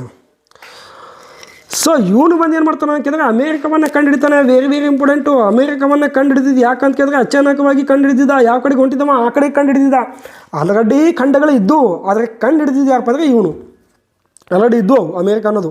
ಓಕೆನಾ, ಇದ್ರ ಬಗ್ಗೆ ಅಮೇರಿಕ ಯಾಕೆ ಕೊಟ್ಟರು, ಅದು ಅಮೇರಿಕ ಹೆಸರು ಯಾಕೆ ಬಂತು, ಮತ್ತು ಅದನ್ನು ಕಂಡು ಹಿಡಿದ ನಂತರ ಏನು ಮಾಡ್ತಾನೆ ಅಂದರೆ ನೆಕ್ಸ್ಟ್ ಎಲ್ಲಿಯಾದ್ರೆ ಒಂದು ಕ್ವಶನ್ ಬರ್ತದೆ ಹೇಳ್ತೀನಿ, ಕ್ಲಿಯರ್, ಇಲ್ಲ ಥಿಯರಿಯಲ್ಲಿ ಹೇಳ್ತೀನಿ. ಹಾಗಾದರೆ ಈ ವ್ಯಕ್ತಿ ಅಮೇರಿಕವನ್ನು ಕಂಡುಹಿಡ್ತಾನೆ, ಇವ ಏನಪ್ಪ ಅಂದ್ರೆ ಅದಕ್ಕೆ ಹೋಗಿ ಮಾಡ್ತಾನೆ, ಅಲ್ಲಿರ್ತಕ್ಕಂಥ ವ್ಯಕ್ತಿಗಳಿಗೂ, ಅಲ್ಲಿರ್ತಕ್ಕಂಥ ವಾತಾವರಣಕ್ಕೂ, ಅಲ್ಲಿರ್ತಕ್ಕಂಥ ಪದಾರ್ಥಗಳಿಗೂ ಅದು ಯಾವುದೇ ಸಂಬಂಧ ಇರಲ್ಲ. ಅದಕ್ಕಾಗಿ ಆ ವ್ಯಕ್ತಿಗಳಿಗೆ ನೋಡಿ ಏನು ಮಾಡ್ತಾನೆ ಕೇಳಿದ್ರೆ ಅವ್ರಿಗೆ ಒಂದು ಹೆಸರು ಕೊಡ್ತಾನೆ ರೀ. ಏನು ಹೆಸರು ಕೊಡ್ತಾನೆ ಅಂತ ಕೇಳಿದ್ರೆ ವೆರಿ ವೆರಿ ಇಂಪಾರ್ಟೆಂಟು, ನೆನಪಿರಬೇಕು, ರೆಡ್ ಇಂಡಿಯನ್ ಅಂತೇಳಿ ಹೆಸರು ಕೊಟ್ಬಿಡ್ತಾನೆ. ಯಾವ ಇಂಡಿಯನ್? ರೆಡ್ ಇಂಡಿಯನ್ ಅಂತೇಳಿ ಹೆಸರು ಕೊಟ್ಬಿಡ್ತಾನೆ. ಸೊ ರೆಡ್ ಇಂಡಿಯನ್, ಕೆಂಪು ಭಾರತೀಯರು ಅಂತೇಳಿ ಮಾಡ್ತಾನೆ ಹೆಸರನ್ನು ಕೊಟ್ಬಿಡ್ತಾನೆ. ನಂತರ ಈ ವ್ಯಕ್ತಿಗೆ ಕರೆಕ್ಟಾಗಿ ಕಳಿಸ್ಕೋಬೇಕು. ಕೊಲಂಬಸ್ಗೆ ಗೊತ್ತಾಯಿತು, ಏನು ಗೊತ್ತಾಯಿತು ಅಂತ ಕೇಳಿದ್ರೆ ಕೊಲಂಬಸ್ ಯಾವ ದೇಶದವನು? ಸ್ಪೇನ್ ದೇಶದವನು. ಕ್ಲಿಯರಾ?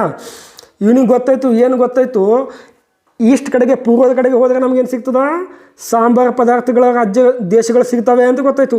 ಅವಾಗ ಈ ವ್ಯಕ್ತಿ ಸ್ಪೇನ್ ದೇಶಗೂ ಮತ್ತು ಯುರೋಪ್ ದೇಶ, ಸ್ಪೇನ್ ದೇಶಗೂ ಮತ್ತು ಪೋರ್ಚುಗಲ್ ದೇಶಗೂ, ಸ್ಪೇನಕ್ಕೂ ಮತ್ತು ಪೋರ್ಚುಗಲ್ ದೇಶಕ್ಕೆ ಏನಪ್ಪ ಅಂದರೆ ಜಗಳ ಸ್ಟಾರ್ಟ್ ಆಯಿತು. ಎದಕ್ಕೆ? ನಾವು ಇಷ್ಟು ಕಡೆಗೆ ಹೋಗ್ತೀವಿ, ಇಷ್ಟು ಕಡೆಗೆ ಹೋಗ್ತೀವಿ ಅಂತೇಳಿ. ಅವಾಗ ಏನು ಮಾಡ್ತಾರೆ, ಅಲ್ಲಿ ಇರ್ತಾಗಂತ ಎಲ್ಲರೂ ಕೂಡ ಏನು ಮಾಡ್ತಾರೆ, ಒಂದು ಡಿಸಿಷನ್ ಮಾಡ್ತಾರೆ. ಅವಾಗ ಇಬ್ಬರು ಮಂದಿ ಕೂಡಿ ಏನು ಮಾಡ್ತಾರೆ, ನೀವು ಹೋಗೋದು ಬೇಡ, ನಾನು ಹೋಗೋದು ಬೇಡ, ಒಂದು ಒಪ್ಪಂದ ಮಾಡಿಕೊಳ್ಳೋಣ ಅಂತೇಳಿ. ಆ ಒಪ್ಪಂದ ಯಾವುದಾಗ್ತದ ಅಂತ ಕೇಳ್ತಾ ಹೋದಾಗ ನಿಮಗೆ ತೋರಿಸ್ತೀವಿ ನೋಡ್ರಿ ಇಲ್ಲಿ. ಓಕೆ, ನೋಡ್ರಿ ಇಲ್ಲೊಂದು ಮ್ಯಾಪ್ ಐತೆ ನೋಡ್ರಿ. ಈ ಮ್ಯಾಪಲ್ಲಿ ಇಲ್ಲಿ ಬರ್ದ ನೋಡ್ರಿ, ಟ್ರಿಟಿ ಆಫ್ ಟೋರ್ಡೆಸೆಲ್ಲಸ್ ಅಂತೇಳಿ. ರೈಟಾ? ಟ್ರಿಟಿ ಆಫ್ ಏನಪ್ಪ ಅಂದರೆ ಟೋರ್ಡೆಸೆಲ್ಲಸ್ ಅಂತೇಳಿ ಏನಪ್ಪ ಇದು ಬರ್ದ ನೋಡ್ರಿ. ಇಲ್ಲಿ ಇರ್ತಕ್ಕಂಥ ಮ್ಯಾಪ್ ಏನಪ್ಪ ಅಂದರೆ ಇಲ್ಲೊಂದು ಗ್ರೀನ್ ಒಂದು ಲೈನ್ ಹಾಕಿಬಿಟ್ಟಿದ್ದಾರೆ ಅವರು. ಈ ಮ್ಯಾಪ್ ಮುಖಾಂತರ ಪೋರ್ಚುಗಲ್ ದೇಶ ಏನಾಗಬೇಕು, ಪೋರ್ಚುಗಲ್ ದೇಶ ಇದು ನೋಡಿ ಎಷ್ಟರಲ್ಲಿ ಆಗ್ಯದ, 1494 ಆಗಿರ್ತಕ್ಕಂಥ 1494 ಜೂನ್ 7 ಏನಾಗಿತ್ತು ಅಂತ ಕೇಳಿದ್ರೆ ಇದು ಒಪ್ಪಂದ ಆಗಿತ್ತು.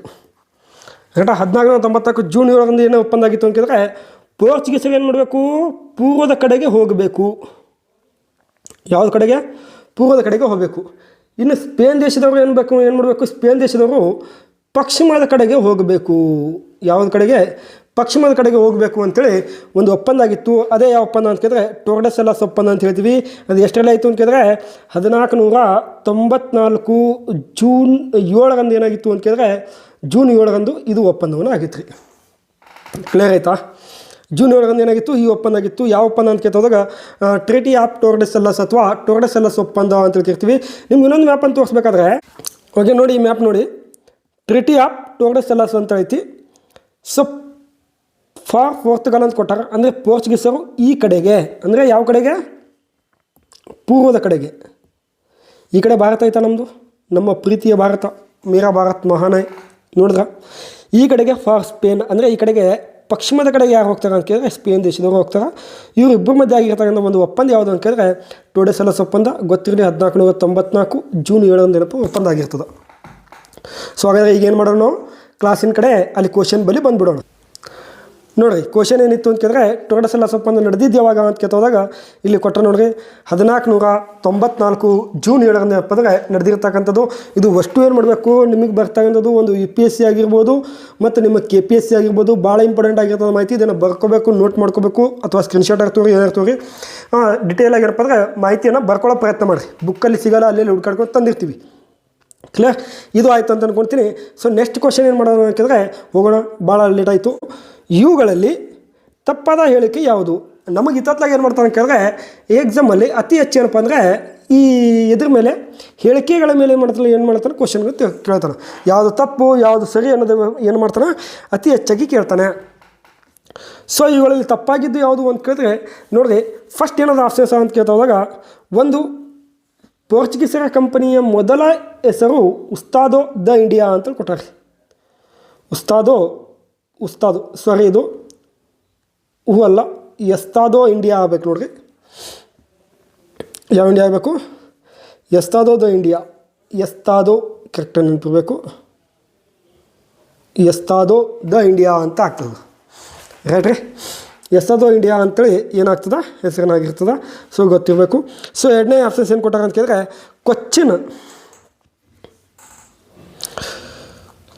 ಕೊಚ್ಚಿನಿಂದ ಗೋವಾಕ್ಕೆ ರಾಜಧಾನಿ ವರ್ಗಾವಣೆ ಮಾಡಿದ್ದು ಅಲ್ಫಾನ್ಸೋ ಡಿ ಅಲ್ಬುಕರ್ಕ್ ಅಂತೇಳಿ ನೋಡ್ತೀವಿ ಸರ್.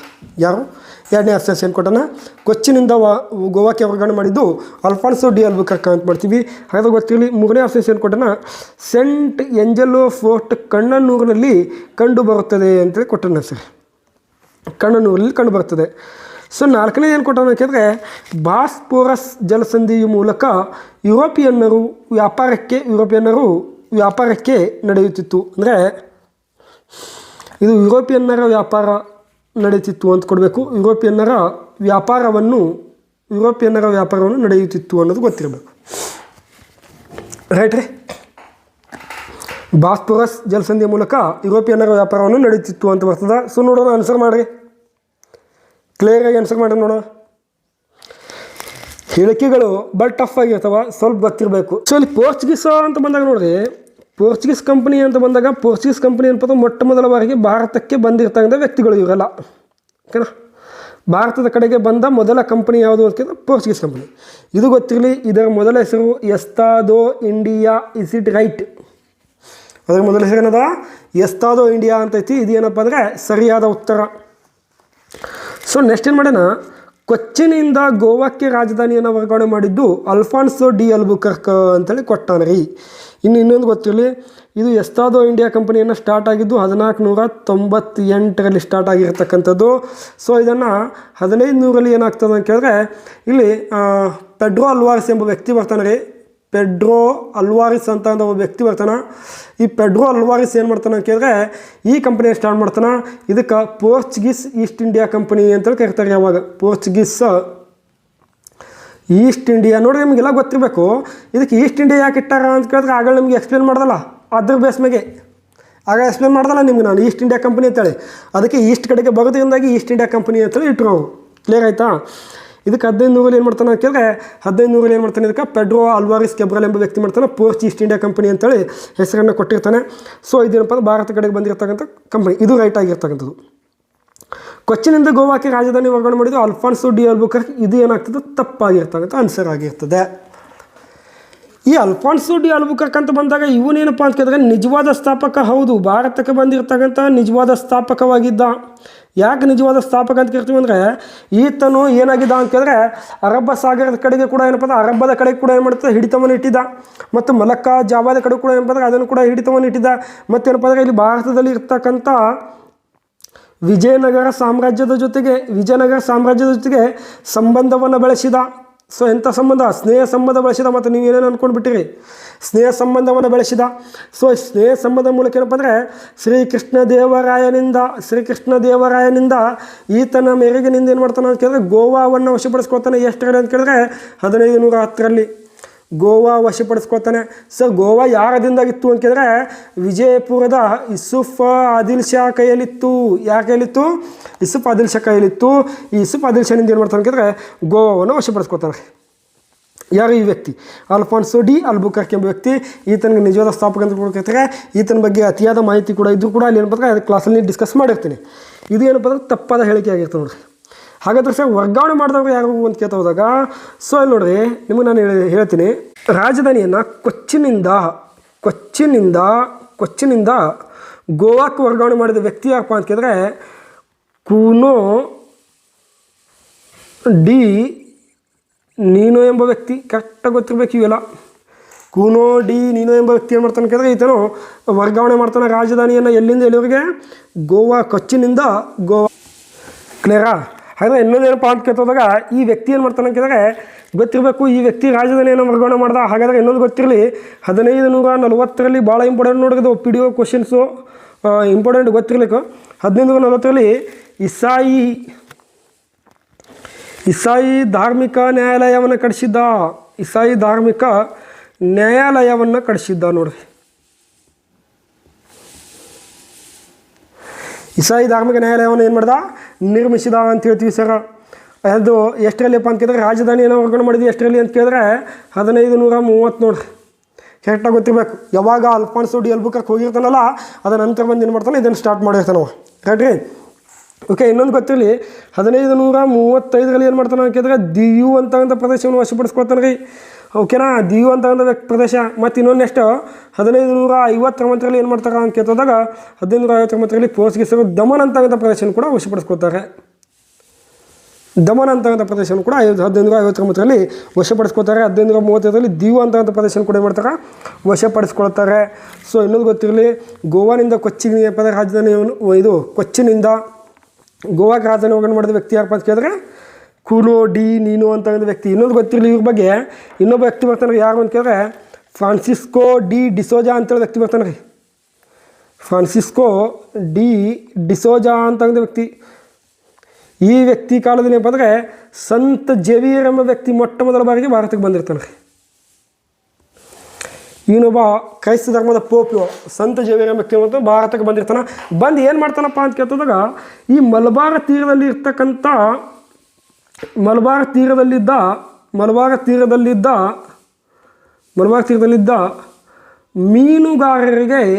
ಮೀನುಗಾರರಿಗೆ ಕ್ರಿಶ್ಚಿಯನ್ ಧರ್ಮಕ್ಕೆ ವರ್ಗಾವಣೆ ಮಾಡ್ತಾನೆ ನೋಡ್ರಿ. ಯಾವ ಧರ್ಮಕ್ಕೆ? ಕ್ರಿಶ್ಚಿಯನ್ ಧರ್ಮಕ್ಕೆ ಏನು ಮಾಡ್ತಾನೆ? ಮತಾಂತರಿಸಿದನು ಅಂತೇಳಿ ಹೇಳ್ತಾರೆ. ಯಾವ ಧರ್ಮಕ್ಕೆ? ಕ್ರಿಶ್ಚಿಯನ್ ಧರ್ಮಕ್ಕೆ ಏನು ಮಾಡ್ತಾನೆ ಅಂತ ಕೇಳಿದ್ರೆ ಮತಾಂತರಿಸಿದನು. ಯಾರಿಗಪ್ಪ ಅಂತ ಕೇಳ್ತೋದಾಗ ಇಲ್ಲಿ ಇರ್ತಕ್ಕಂಥ ವ್ಯಕ್ತಿಗಳಿಗೆ, ಮೀನುಗಾರಿಗೆ ಏನು ಮಾಡ್ತಾನೆ ಒತ್ತಾಸ. ಯಾಕಂತ ಕೇಳಿದ್ರೆ ಅದನ್ನು ಥಿಯರಿ ನಿಮ್ಗೆ ಹೇಳ್ತೀನಿ ಯಾಕೆ ಮಾಡ್ದೆ ಏನಿದೆ ಅಂತೇಳಿ ಅಲ್ಲಿ ಹೇಳಿರ್ತೀನಿ. ಓಕೆ, ಅದರಲ್ಲಿ ಇನ್ನೊಂದು ಆಪ್ಷನ್ಸ್ ಇತ್ತಲ್ಲ, ನಮ್ಮದು ಏನು ಆಪ್ಷನ್ಸ್ ಇತ್ತು ಅಂತ ಕೇಳ್ತೋದಾಗ ನೋಡ್ರಿ, ಸೆಂಟ್ ಏಂಜಲೋ ಫೋರ್ಟ್ ಕಣ್ಣನೂರಿನಲ್ಲಿ ಕಂಡು ಬರುತ್ತದೆ. ಸೆಂಟ್ ಏಂಜಲೋ ಫೋರ್ಟ್ ಕಣ್ಣನೂರಲ್ಲಿ ಕಂಡು ಬರ್ತದೆ. ಹಾಗೆ ಇದು ಯಾಕೆ ಕಟ್ಸಿದ್ದು ಏನಂತೇಳಿ ಸ್ವಲ್ಪ ನೋಡಲಿ. ಇದನ್ನು ಸ್ಕ್ರೀನ್ಶಾಟ್ ತೋತಿದ್ರೆ ಇಲ್ಲಪ್ಪ ಅಂದರೆ ನೋಟ್ ಮಾಡ್ಕೊಡೋಕೆ ಭಾಳ ಬೆಟ್ರು. ಸೆಂಟ್ ಏಂಜಲೋ ಫೋರ್ಟ್ ಏನಿತ್ತಲ್ಲ, ಇದು ಎಲ್ಲಿತ್ತಪ್ಪ ಅಂತ ಕೇಳ್ತೋದಾಗ ಇದು ತಮಿಳುನಾಡಿನಲ್ಲಿ ಕಂಡು ಬರ್ತದೆ ನೋಡ್ರಿ. ತಮಿಳುನಾಡು ಕಣ್ಣನೂರಲ್ಲಿ ಕಂಡು ಬರ್ತದೆ, ತಮಿಳುನಾಡಲ್ಲಿ ಕಂಡು ಬರ್ತದೆ. ಇದನ್ನು ನಿರ್ಮಿಸಿದವರು ಯಾರಪ್ಪ ಅಂತ ಕೇಳಿದ್ರೆ ಫ್ರಾನ್ಸಿಸ್ಕೋ ಡಿ ಅಲ್ಮೇಡಾ ಎಂಬ ವ್ಯಕ್ತಿ. Francisco D Almeida. ಯಾವ ಮೇಡಾ ರೀ? ಅಲ್ಮೇಡಾ ಎಂಬ ವ್ಯಕ್ತಿ ಕರೆಕ್ಟಾಗಿ ಗೊತ್ತಿರಬೇಕು. ಫ್ರಾನ್ಸಿಸ್ಕೋ ಡಿ ಅಲ್ಮೇಡಾ ವ್ಯಕ್ತಿ ಮಾಡ್ತಾನೆ ಸೆಂಟ್ ಏಂಜಲೋ ಫೋರ್ಟ್ ಎಂಬ ಒಂದು ಕೋಟೆಯನ್ನು ಏನು ಮಾಡ್ತಾನೆ, ತಮಿಳುನಾಡಿನಲ್ಲಿ ಬರ್ತಕ್ಕಂಥ ಕಣ್ಣನೂರಿನಲ್ಲಿ ಏನು ಮಾಡ್ತಾನೆ, ನಿರ್ಮಾಣವನ್ನು ಮಾಡ್ತಾನೆ. ಎಲ್ಲಿ? ಕಣ್ಣನೂರಿನಲ್ಲಿ ಮಾಡ್ತಾನೆ, ನಿರ್ಮಾಣ ಮಾಡ್ತಾನೆ. ಕರೆಕ್ಟಾಗಿ ಗೊತ್ತಿರಬೇಕು. ಇನ್ನೊಂದು ಗೊತ್ತಿರಲಿ, ಇನ್ನೊಂದು ಪದ್ಧತಿ ತಂದಿರ್ತಾನೆ. ಯಾವುದು ಅಂತ ಕೇಳಿದ್ರೆ ಏನು ಕರಿತೀವಿ ಅದಕ್ಕೆ? Blue water policy. ಯಾವ ವಾಟರ್ ಪಾಲಿಸಿ ರೀ? ಬ್ಲೂ ವಾಟರ್ ಪಾಲಿಸಿ ಅಂತ ಒಂದು ಪದ್ಧತಿ ತರ್ತಿರ್ತಾನೆ. ಬ್ಲೂ ವಾಟರ್ ಪಾಲಿಸಿ ಅಂತ ಒಂದು ಪದ್ಧತಿ ಅಂದರೆ ನೀಲಿ ಜಲನೀತಿ ಅಂತೇಳಿ ಕರಿತೀವಿ ಸರ್. ಇದಕ್ಕೆ ನೀಲಿ ಜಲನೀತಿ ಅಂತೇಳಿ ಕರಿತೀವಿ. ನೀಲಿ ಜಲನೀತಿ ಅಂದರೆ ಏನಪ್ಪ ಅಂತ ಕೇಳಿದ್ರೆ ಸಮುದ್ರದ ಮೇಲೆ ಆಧಿಪತ್ಯವನ್ನು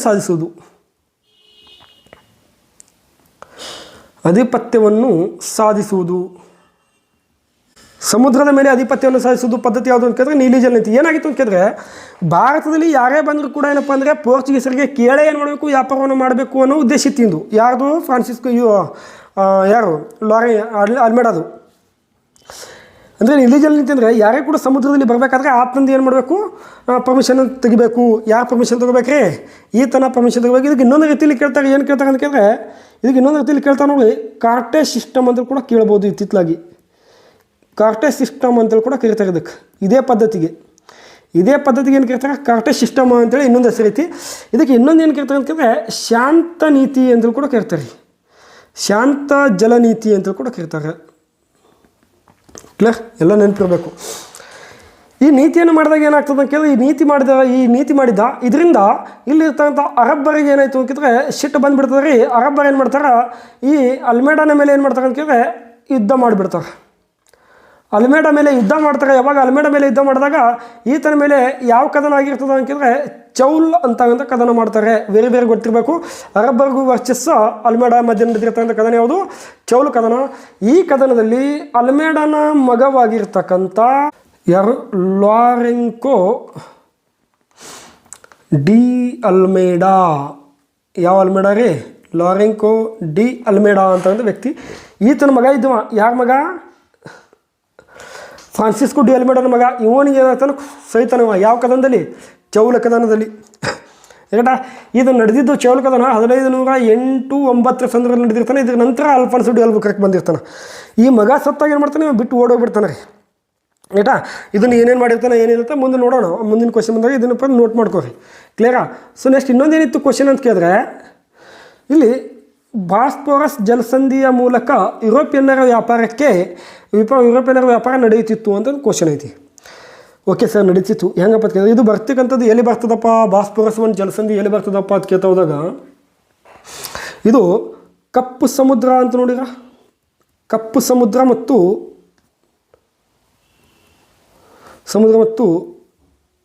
ಮರಾಮರ ಸಮುದ್ರ ಅಂತ ಬರ್ತದೆ. ಮರಾಮರ ಸಮುದ್ರ ಇದ್ರ ಕೆಳಗಡೆ ಬರ್ತಕ್ಕಂಥದ್ದು, ಕೆಳಗಡೆ ಯಾವ್ದು ಬರ್ತದೆ, ಇನ್ನೊಂದು ಮೆಡಿಟೇರಿಯನ್ ಅಂತ ಬರ್ತದೆ. ಮೆಡಿಟೇರಿಯನ್ ಸಮುದ್ರ. ಈ ಕಪ್ಪು ಸಮುದ್ರ ಮತ್ತು ಮರಾಮರ ಸಮುದ್ರ ಇದೇ ಪ್ರದೇಶದಲ್ಲಿ ಏನಿತ್ತು ಅಂತ ಕೇಳಿದ್ರೆ ಕಾನ್ಸ್ಟಾಂಟಿನೋಪಲ್ ನಗರವಿತ್ತು. ಇದಕ್ಕೆ ಇನ್ನೊಂದು ಹೆಸರೇನಿತ್ತು ಕಾನ್ಸ್ಟಾಂಟಿನೋಪಲ್ ನಗರಕ್ಕೆ? ಇಸ್ತಾನಬೂಲ ಅಂತೇಳಿ ಕರಿತಾರೆ ಈಗಿನ ಹೆಸರು. ಯಾವ ಬೋಲ್ಗೆ? ಇಸ್ತಾನಬೂಲ ಅಂತ ಕರಿತೀವಿ. ಇದೆಲ್ಲ ನೀವು ಓದಿರಿ ಆಲ್ರೆಡಿ. 1453 ವಶಪಡಿಸ್ಕೊಂಡ ಅಂತೇಳಿ ಓಕೆನಾ, ಸಾಕಷ್ಟು ಸಲ ಓದಿರ್ತೀರಿ. ಇದು ಕ್ವಶನ್ ಏನು ಕೇಳಿದ ಅಂತಂದರೆ ಬಾಸ್ಫೋರಸ್ ಒಂದು ಜಲಸಂಧಿಯ ಮೂಲಕ ಏನಪ್ಪ ನಡೀತಿತ್ತು. ಓಕೆ, ನಡೀತಿತ್ತು, ರೈಟ್ ಆನ್ಸರ್ ಇದು. ಯಾಕಪ್ಪ ಅಂತ ಕೇಳಿದ್ರೆ ಬಾಸ್ಫೋರಸ್ ಜಲಸಂಧಿಯಲ್ಲಿ ಬರ್ತಕ್ಕಂಥ ಪ್ರದೇಶ ಯಾವುದಪ್ಪ ಅಂತ ಕೇಳಿದ್ರೆ ಕಾನ್ಸ್ಟಾಂಟಿನೋಪಲ್ ನಗರ. ಇನ್ನು ನಾವೇನು ಓದಿರ್ತೀವಿ ಕೇವಲ ಕಾನ್ಸ್ಟಾಂಟಿನೋಪಲ್ ನಗರ ಅಂತ ಓದಿದಾಗ ಅವಾಗ ಏನಾಗ್ತದೆ ಕೇಳಿದ್ರೆ ನಮಗೆ ಎಕ್ಸಾಮ್ನ ಫೇಸ್ ಮಾಡೋಕ್ಕಾಗಲ್ಲ. ಇಂಥವು ಕ್ವಶನ್ಸ್ಗಳು ಸ್ವಲ್ಪ ನೋಟ್ ಡೌನ್ ಮಾಡ್ಕೋತಾ ಬರ್ರಿ. ಕ್ಲಿಯರ್ ಆಯಿತಾ? ಓಕೆ, ಅದು ನೆಕ್ಸ್ಟ್ ಕ್ವಶನ್ ಹೋಗೋಣ. ಓಕೆ, ನೋಡಿರಿ ಇಲ್ಲಿ ಇನ್ನೊಂದು ಕ್ವಶನ್ ಐತಿ. ಇದೊಂದು ಕ್ವಶನ್ ಡಿಸ್ಕಷನ್ ಮಾಡ್ತೀನಿ. ನೆಕ್ಸ್ಟ್ ಇನ್ನೊಂದು ಕ್ವಶನ್ ನಿಮ್ಗೆ ಏನು ಮಾಡ್ತೀನಿ ಕೇಳಿದ್ರೆ ಒಂದು ಹೋಮ್ವರ್ಕನ್ನು ಕೊಟ್ಟಿರ್ತೀನಿ. ಸೊ ನೋಡಿರಿ, ಡೇನರು ತನ್ನ ಕಂಪನಿಯನ್ನು ಯಾರಿಗೆ ಮಾರಿದರು? ಸರ್ ಇವ್ರು ಮಾರಿದ್ಯಾವಾಗ ಅಂತ ಕೇಳಿದ್ರೆ ಡೇನರು ಅಂತಕ್ಕಂಥ ವ್ಯಕ್ತಿಗಳು ಏನಿದ್ರಲ್ಲ, ಈ ವ್ಯಕ್ತಿಗಳು 1616 ಬಂದಿರ್ತಕ್ಕಂಥ ವ್ಯಕ್ತಿಗಳು. ಕ್ಲಿಯರಾ? ಇವರು ಯಾವ ದೇಶದವರು ಅಂತ ಕೇಳಿದ್ರೆ ಡ್ಯಾನಿಷ್. ಯಾವ ದೇಶದವರು? ಡ್ಯಾನಿಷ್ ಅಥವಾ ಡ್ಯಾನಿಷ್ ಅಂತ ಕೇಳಿದ್ರೆ ಇವರು ಡೆನ್ಮಾರ್ಕ್ ದೇಶದವರು ಸರ್. ಇವರು ಯಾವ ದೇಶದವರು? ಡೆನ್ಮಾರ್ಕ್ ದೇಶದವರು ಸರ್. ಇವ್ರು ಬಂದಿದ್ದು 1606 ಬಂದಿದ್ದರು. ಬಟ್ ಇವ್ರು ಬಂದಾಗ ಏನು ಮಾಡ್ತು ಅಂತಂದರೆ ಇಲ್ಲಿ ಇರ್ತಕ್ಕಂಥ ಪೋರ್ಚುಗೀಸರಿದ್ರ, ಬ್ರಿಟಿಷರಿದ್ರ, ಡಚ್ಚರಿದ್ರು, ಇಲ್ಲಿ ಫ್ರೆಂಚರಿನ ಎಂಟ್ರಿ ಆಗಿತ್ತಿಲ್ಲ. ಇವರು ದೊಡ್ಡ ಶಕ್ತಿಗಳ ಮುಂದಿನಪ್ಪ ಅಂದರೆ ಈ ಕಂಪನಿ ಡೆನ್ಮಾರ್ಕ್ ಕಂಪನಿ ಏನಾಯಿತು ಅಂತ ಕೇಳಿದ್ರೆ ಫ್ಲಾಪ್ ಆಯಿತು, ನಡಲಾರದಕ್ಕೆ ಅವ್ರು ಏನು ಮಾಡ್ತಾರೆ, ಬೇರೆ ಕಡೆಗೆ ಹೋಗ್ತಾರೆ. ಆದರೆ ಈ ಕಂಪನಿಯನ್ನು ಯಾರಿಗೆ ಮಾರಾಟ ಮಾಡಿ ಹೋದರು ಅಂತೇಳಿ ಕ್ವಶನ್ ರೈಸ್ ಆಗಿರ್ತಕ್ಕಂಥ ಕ್ವಶನ್ನು. ಸೊ ಇದನ್ನು ಸ್ವಲ್ಪ ಡಿಸ್ಕಷನ್ ಮಾಡೋಣ. ಫಸ್ಟ್ ಆಪ್ಷನ್ಸ್ ಏನೈತಿ? ಪೋರ್ಚುಗೀಸರ, ಡಚ್ಚರ, ಬ್ರಿಟಿಷರ, ಫ್ರೆಂಚರ. ಸೊ ಇನ್ನೊಬ್ಬ ಆಪ್ಷನ್ಸ್ ತೋರಿಬೇಕಾದ್ರೆ ಸ್ವೀಡನ್ ಅಂತ ಒಂದು ದೇಶ ಕೂಡ ಬರ್ತದೆ. ಅದ್ರ ಬಗ್ಗೆ ಕೂಡ ನಿಮಗೆ ನಾನು ಮುಂದೆ ಹೇಳಿರ್ತೀನಿ. ಓಕೆನಾ? ಸ್ವೀಡನ್ ಅಂತ ಒಂದು ದೇಶ, ಈ ದೇಶನೂ ಕೂಡ ಭಾರತಕ್ಕೆ ಬಂದಿರ್ತದೆ. ಕರೆಕ್ಟಾಗಿ ನೆನಪಿರಲಿ ನಿಮಗೆ. ಕ್ಲಿಯರಾ? ಯಾವ ದೇಶ? ಸ್ವೀಡನ್ ಅಂತ ದೇಶನೂ ಕೂಡ ಭಾರತಕ್ಕೆ ಬಂದಿರ್ತದೆ. ಆನ್ಸರ್ ಮಾಡಿ ನೋಡೋಣ. ಓಕೆ ನೋಡಿ, ಪೋರ್ಚುಗೀಸ್ ಕಂಪನಿಯನ್ನು ಮೊದಲು ಬಂದಿದ್ದು ಯಾವಾಗ ಅಂತ ಕೇಳಿದ್ರೆ 1498 ಯಾಲ ಬಂದಿದ್ದ, ವಾಸ್ಕೋ ಡಿ ಗಾಮ ಬಂದಿದ್ದ. ಡಚ್ ಕಂಪನಿ ಬಂದಿದ್ದು ಇದಕ್ಕೆ ಏನು ಕರಿತೀವಿ? ಎಸ್ತಾದೋ ಇಂಡಿಯಾ ಅಂತ ಕರಿತೀವಿ. ಎಸ್ತಾದೋ ಇಂಡಿಯಾ ಅಂತೇಳಿ ಕೂಡ ಕರಿತೀವಿ. ಸೊ ನೆನಪಿರಬೇಕು. Clear? Dutch East India Company ಬಂದಿದ್ದು 1602 ರೈಟ್ ರೀ? 1602 ಇದಕ್ಕೇನು ಕರಿತೀವಿ? Dutch East India Company. ಇನ್ನೊಂದು ಯಾವುದು? ಯುನೈಟೆಡ್ ಈಸ್ಟ್ ಇಂಡಿಯಾ ಕಂಪನಿ ಅಂತೇಳಿ ಕೂಡ ಕರಿತೀವಿ. ಯುನೈಟೆಡ್ ಈಸ್ಟ್ ಇಂಡಿಯಾ ಕಂಪ್ನಿ ಅಂತೇಳಿ ಕೂಡ ಏನು ಮಾಡ್ತೀವಿ? ಇದು ಕರಿತೀವಿ. ಕ್ಲಿಯರಾಗಿ ಗೊತ್ತಿರಲಿ. ರೈಟಾ? ಇವ್ರು ಬಂದಿದ್ದು 1602. ಸೊ ಬ್ರಿಟಿಷರು ಬಂದಿದ್ದು ಯಾವಾಗ ಅಂತ ಕೇಳಿದ್ರೆ 1600 ಇವ್ರು ಬಂದಿದ್ದು. ಇವ್ರ ಕಂಪ್ನಿ ಮೊದಲ ಹೆಸರೇನಿತ್ತು ಅಂತ ಕೇಳಿದ್ರೆ ಕರೆಕ್ಟಾಗಿ ಬರ್ಕೋಬೇಕು. Merchants of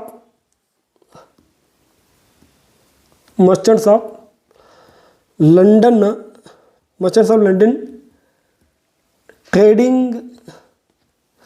trading into East India Company ಅಂತ ಬರ್ತದೆ ಸರ್. ಇದರ ಮೊದಲ ಹೆಸರು. ನಾವೆಲ್ಲ ಈಸ್ಟ್ ಇಂಡಿಯಾ ಕಂಪನಿ ಅಂತೇಳಿ ಹೇಳ್ತೀವಿ, ಬರೇ ಬ್ರಿಟಿಷ್ ಈಸ್ಟ್ ಇಂಡಿಯಾ ಕಂಪನಿ ಅಂತೇಳಿ. ಇದರ ಮೊದಲ ಹೆಸರು ಏನಾಗಿತ್ತು? Merchants of London trading into East India company. ಈ ಕಂಪನಿಯನ್ನು ಮೊದಲು ಸ್ಟಾರ್ಟ್ ಮಾಡಿದವ ಯಾಕಪ್ಪ ಅಂತಂದರೆ ಇಬ್ಬರು ವ್ಯಕ್ತಿಗಳು. ಒಬ್ಬ ಸರ್ ಜಾನ್ ವೈಟ್ ಎಂಬ ವ್ಯಕ್ತಿ, ಇನ್ನೊಬ್ಬ ಯಾಕಪ್ಪ ಅಂತ ಕೇಳಿದ್ರೆ ಜಾರ್ಜ್ ವೈಟ್ ಎಂಬ ವ್ಯಕ್ತಿ. ಯಾವ ವೈಟ?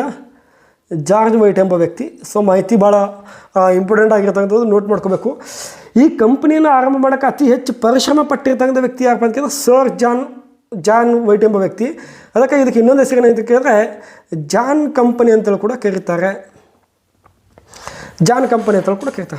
ಈ merchants of London trading East India company ಅದಲ್ಲ, ಇದನ್ನು ಏನು ಮಾಡ್ತಾರೆ ಅಂತಂದರೆ 1833 ನಡೆದಿರ್ತಕ್ಕಂಥ ಈ ಚಾರ್ಟರ್ ಆ್ಯಕ್ಟ್ನಲ್ಲಿ ಏನು ಮಾಡ್ತಾರೆ ಅಂತ ಕೇಳಿದ್ರೆ ಅದಕ್ಕೆ ಹೆಸರನ್ನು ಬದಲಾವಣೆ ಮಾಡಿ ಏನು ಇಡ್ತಾರೆ ಅಂತ ಕೇಳಿದ್ರೆ ಬ್ರಿಟಿಷ್ ಈಸ್ಟ್ ಇಂಡಿಯಾ ಕಂಪನಿ ಅಂತಲೇ ಇಟ್ಟಿರ್ತಾರೆ. ಕರೆಕ್ಟಾಗಿ ನೆನಪಿರಬೇಕಿದು. ಬ್ರಿಟಿಷ್ ಈಸ್ಟ್ ಇಂಡಿಯಾ ಕಂಪನಿ ಅಂತೇಳಿ ಏನು ಮಾಡ್ತಾರೆ, ಇಲ್ಲಿ ಹೆಸರನ್ನು ಇಡ್ತಾರೆ. ಯಾರ ಬಗ್ಗೆ ಇವ್ರ ಬಗ್ಗೆ ಹೆಂಗೆ ಬಂದರು ಏನಿಲ್ಲ ಅಂತೇಳಿ ಥಿಯರಿಕಲ್ಲಿ ವಿಸ್ತಾರವಾಗಿ ಎಕ್ಸ್ಪ್ಲೇನನ್ನು ಮಾಡೋಣ. ಭಾಳ ಬಿಡಿಯಾಗಿ ಬೇಕಾಗಿರೋದು ಕೇಸ್ ಮೆನ್ಸ್ಗೆ ಬೇಕಾಗುತ್ತೆ ಲೆವೆಲ್ಗೆ ಏನಪ್ಪ ಅಂದರೆ ಎಕ್ಸ್ಪ್ಲೇನ್ ಮಾಡಿಕೊಟ್ಟಿರ್ತೀನಿ ಥಿಯರಿ ಕ್ಲಾಸಲ್ಲಿ. ಸೊ ನೆಕ್ಸ್ಟ್ ಪೋರ್ಚುಗೀಸರು ಕೂಡ ಬಂದಿರ್ತಾರೆ. ಪೋರ್ಚುಗೀಸರು ಏನಪ್ಪ ಅಂದರೆ 1664 ಬಂದಿರ್ತಾರೆ. ಸೊ ಈ ಕಂಪನಿಗೆ ಏನು ಕರೀತಾರೆ ಅಂತ ಕೇಳಿದ್ರೆ ಸರ್ವಕಾಲಿಕ ಕಂಪನಿ ಅಂತೇಳಿ ಕೂಡ ಇಲ್ಲಿ ಬರುತ್ತೆ ನೋಡ್ರಿ. ಸರ್ವಕಾಲಿಕ ಕಂಪನಿ ಅಂತೇಳಿ ಕೂಡ ಏನು ಮಾಡ್ತಾರೆ ಕರೀತಾರೆ. ಸೊ ಈ ವ್ಯಕ್ತಿಗಳು ಯಾವಾಗ ಬರ್ತಾರೆ ಅಂತ 1700 ಅಪ್ ಟು ಮೇಲೆ ಬರ್ತಾರೆ. ಯಾರಪ್ಪ ಸುಡನ್ ದೇಶದವರು 1780ಕ್ಕಿಂತ ಮೇಲೆ ಬರ್ತಕ್ಕಂಥ ವ್ಯಕ್ತಿಗಳು ಯಾರು ಸುಡನ್ ದೇಶದವರು ಭಾರತಕ್ಕೆ ಬಂದಿರ್ತಾರೆ. ಸುಡನ್ ಕಂಪನಿ ಕೂಡ ಏನು ಮಾಡ್ತದೆ ಭಾರತಕ್ಕೆ ಬಂದಿರ್ತದೆ. ಇದಿಷ್ಟು ಮಾಹಿತಿಯನ್ನು ಹೇಳಬೇಕು. ಆದರೆ ಏನಪ್ಪ ಅಂತ ಕೇಳಿದ್ರೆ ಇದಿಷ್ಟು ಬರ್ಕೋರಿ, ನಿಮ್ಗೆ ಥಿಯರಿ ಹೇಳ್ಬೇಕಾದ್ರೆ ಕರೆಕ್ಟಾಗಿ ಹೇಳ್ಕೊಟ್ಟಿರ್ತೀನಿ. ಓಕೆ, ಹಾಗಾದರೆ ನೆಕ್ಸ್ಟ್ ಇನ್ನೊಂದು ಐತಿ ಏನಪ್ಪ ಅಂತ ಕೇಳಿದಾಗ ಕ್ವಶನ್ ನೋಡೋಣ. ಇಷ್ಟು ಗೊತ್ತಾಯ್ತಾ? ಈ ಸ್ಕ್ರೀನ್ಶಾಟ್ ತಗೋರಿಲ್ಲಪ್ಪ ಅಂದರೆ ಬರ್ಕೋರಿ. ಇನ್ನೊಂದು ಜಂಜೀರ್ ಕಾಳಗ ಅಂತ ಆಗಬೇಕು. ಯಾವ ಕಾಳಗ? ಜಂಜೀರ್ ಕಾಳಗವನ್ನು ಯಾವ ಯುದ್ಧಕ್ಕೆ ಕಾರಣವಾಯಿತು? ಸೊ ನೋಡೋಣ. ಇದನ್ನು ನಾಳೆ ಏನಪ್ಪ ಅಂದ್ರೆ ಅದಕ್ಕೆ ಏನು ಮಾಡಿರಿ ಆನ್ಸರನ್ನು ಮಾಡ್ಕೊಂಡು ಬರ್ರಿ. ಆಪ್ಷನ್ಸ್ ಏನದ? 1ನೇ ಕರ್ನಾಟಕ ಯುದ್ಧದ, 2ನೇದಪ್ಪ ಅಂದ್ರೆ 2ನೇ ಕರ್ನಾಟಕ ಯುದ್ಧದ, 3ನೇ ಕರ್ನಾಟಕ ಯುದ್ಧ ಮತ್ತು ಇವುಗಳಲ್ಲಿ ಯಾವುದೂ ಅಲ್ಲ ಅಂತ ಐತಿ. ರೈಟಾ? ಇವುಗಳೇನು ನೋಡಬೇಕು ಅಂತ ಕೇಳಿದ್ರೆ ನಾಳೆ ನೀವು ಆನ್ಸರನ್ನು ಮಾಡಿಕೊಂಡು ಬರ್ರಿ. ಆದರೆ ಮತ್ತೇನಪ್ಪ ಕ್ಲಾಸನ್ನು ಕೂಡ ಲೈಕ್ ಮಾಡಿರಿ, ಸಬ್ಸ್ಕ್ರೈಬ್ ಕೂಡ ಮಾಡಿರಿ ಇರಲಿ. ಅದನ್ನು ಕೂಡ ಏನಪ್ಪ ಅಂದರೆ ಆ ಜಂಜೀರ್ ಕಾಳಗದ ಬಗ್ಗೆ ಸ್ವಲ್ಪ ಅಧ್ಯಯನವನ್ನು ಮಾಡ್ಕೊಂಡು ಬರ್ರಿ. ಅದಕ್ಕೊಂದು ಆನ್ಸರನ್ನು ಕೂಡ ಹುಡ್ಕೊಂಡು ಬರ್ರಿ. ಇಷ್ಟೆಲ್ಲ ಕ್ಲಾಸ್ ಕೇಳೋದಕ್ಕೆ ಏನಪ್ಪ ಅಂದರೆ ನಿಮಗೆಲ್ಲ ಧನ್ಯವಾದಗಳು, ಥ್ಯಾಂಕ್ ಯು ಅಂತ ಹೇಳ್ತಾ, ಮತ್ತು ಇನ್ನೊಂದು ಗೊತ್ತಿರಲಿ, ಇಲ್ಲಿ ನಮ್ಮ ಏನಪ್ಪ ಅಂದರೆ KS ಮಾಸ್ಟರ್ ಮೈಂಡ್ ಒಂದು ಯೂಟ್ಯೂಬ್ ಚಾನಲ್ ಏನಪ್ಪ ಅಂದರೆ ಸಬ್ಸ್ಕ್ರೈಬ್ ಕೂಡ ಆಗಿ. ಮತ್ತೇನಪ್ಪ ಅಂದರೆ ಬೇಕಾದಷ್ಟು ಸಾಕಷ್ಟು ಮಾಹಿತಿಯನ್ನು ಕೊಡ್ತೀವಿ. ಆ ಇನ್ಫಾರ್ಮೇಷನ್ ಏನಪ್ಪ ಅಂದರೆ ಸಾಕಷ್ಟು ಇನ್ಫಾರ್ಮೇಷನ್ ಬಿಟ್ಟು ಕೊಡ್ತೀವಿ. ಇಲ್ಲಿರ್ತಕ್ಕಂಥ ಇಲ್ಲಿ ಇಷ್ಟೇ ಅಲ್ಲ, ಹಿಸ್ಟ್ರಿ ಆದ ಏನಪ್ಪ ಅಂದರೆ ಜಿಯೋಗ್ರಫಿನ ಕೂಡ ಮತ್ತು ಎಕನಾಮಿಕ್ಸ್ನ ಕೂಡ ಏನಪ್ಪ ಅಂದರೆ ಆದಷ್ಟು ಕ್ವಶನ್ಸ್ಗಳನ್ನ ಸಾಲ್ವ್ ಮಾಡುವಂಥ ಪ್ರಯತ್ನ ಮಾಡೋಣ. ಮತ್ತೇನಪ್ಪ ಅಂದರೆ ಇದು ಇಷ್ಟ ಆದರೆ ಒಂದು ಸ್ವಲ್ಪ ಲೈಕ್ ಮಾಡಿರಿ. ಯಾಕಂದರೆ ಅದೇ ನಿಮ್ಮ ಅಭಿಪ್ರಾಯವನ್ನು ನಮಗೇನಪ್ಪ ಅಂದರೆ ಮುಂದೆ ಪ್ರೋತ್ಸಾಹ ಮಾಡುತ್ತೆ. ಅದೇ ಒಂದು ಮೋಟಿವೇಟ್ ನಮಗೆ, ಮತ್ತೇನಿಲ್ಲ. ಸೊ ಇವತ್ತಿನಪ್ಪ ಅಂದರೆ ಈ ಕ್ಲಾಸನ್ನು ಎಂಡ್ ಮಾಡೋಣ ಅಂತ ಹೇಳ್ತಾ ಧನ್ಯವಾದಗಳು. ಜೈ ಭಾರತ್ ಮಾತಾ.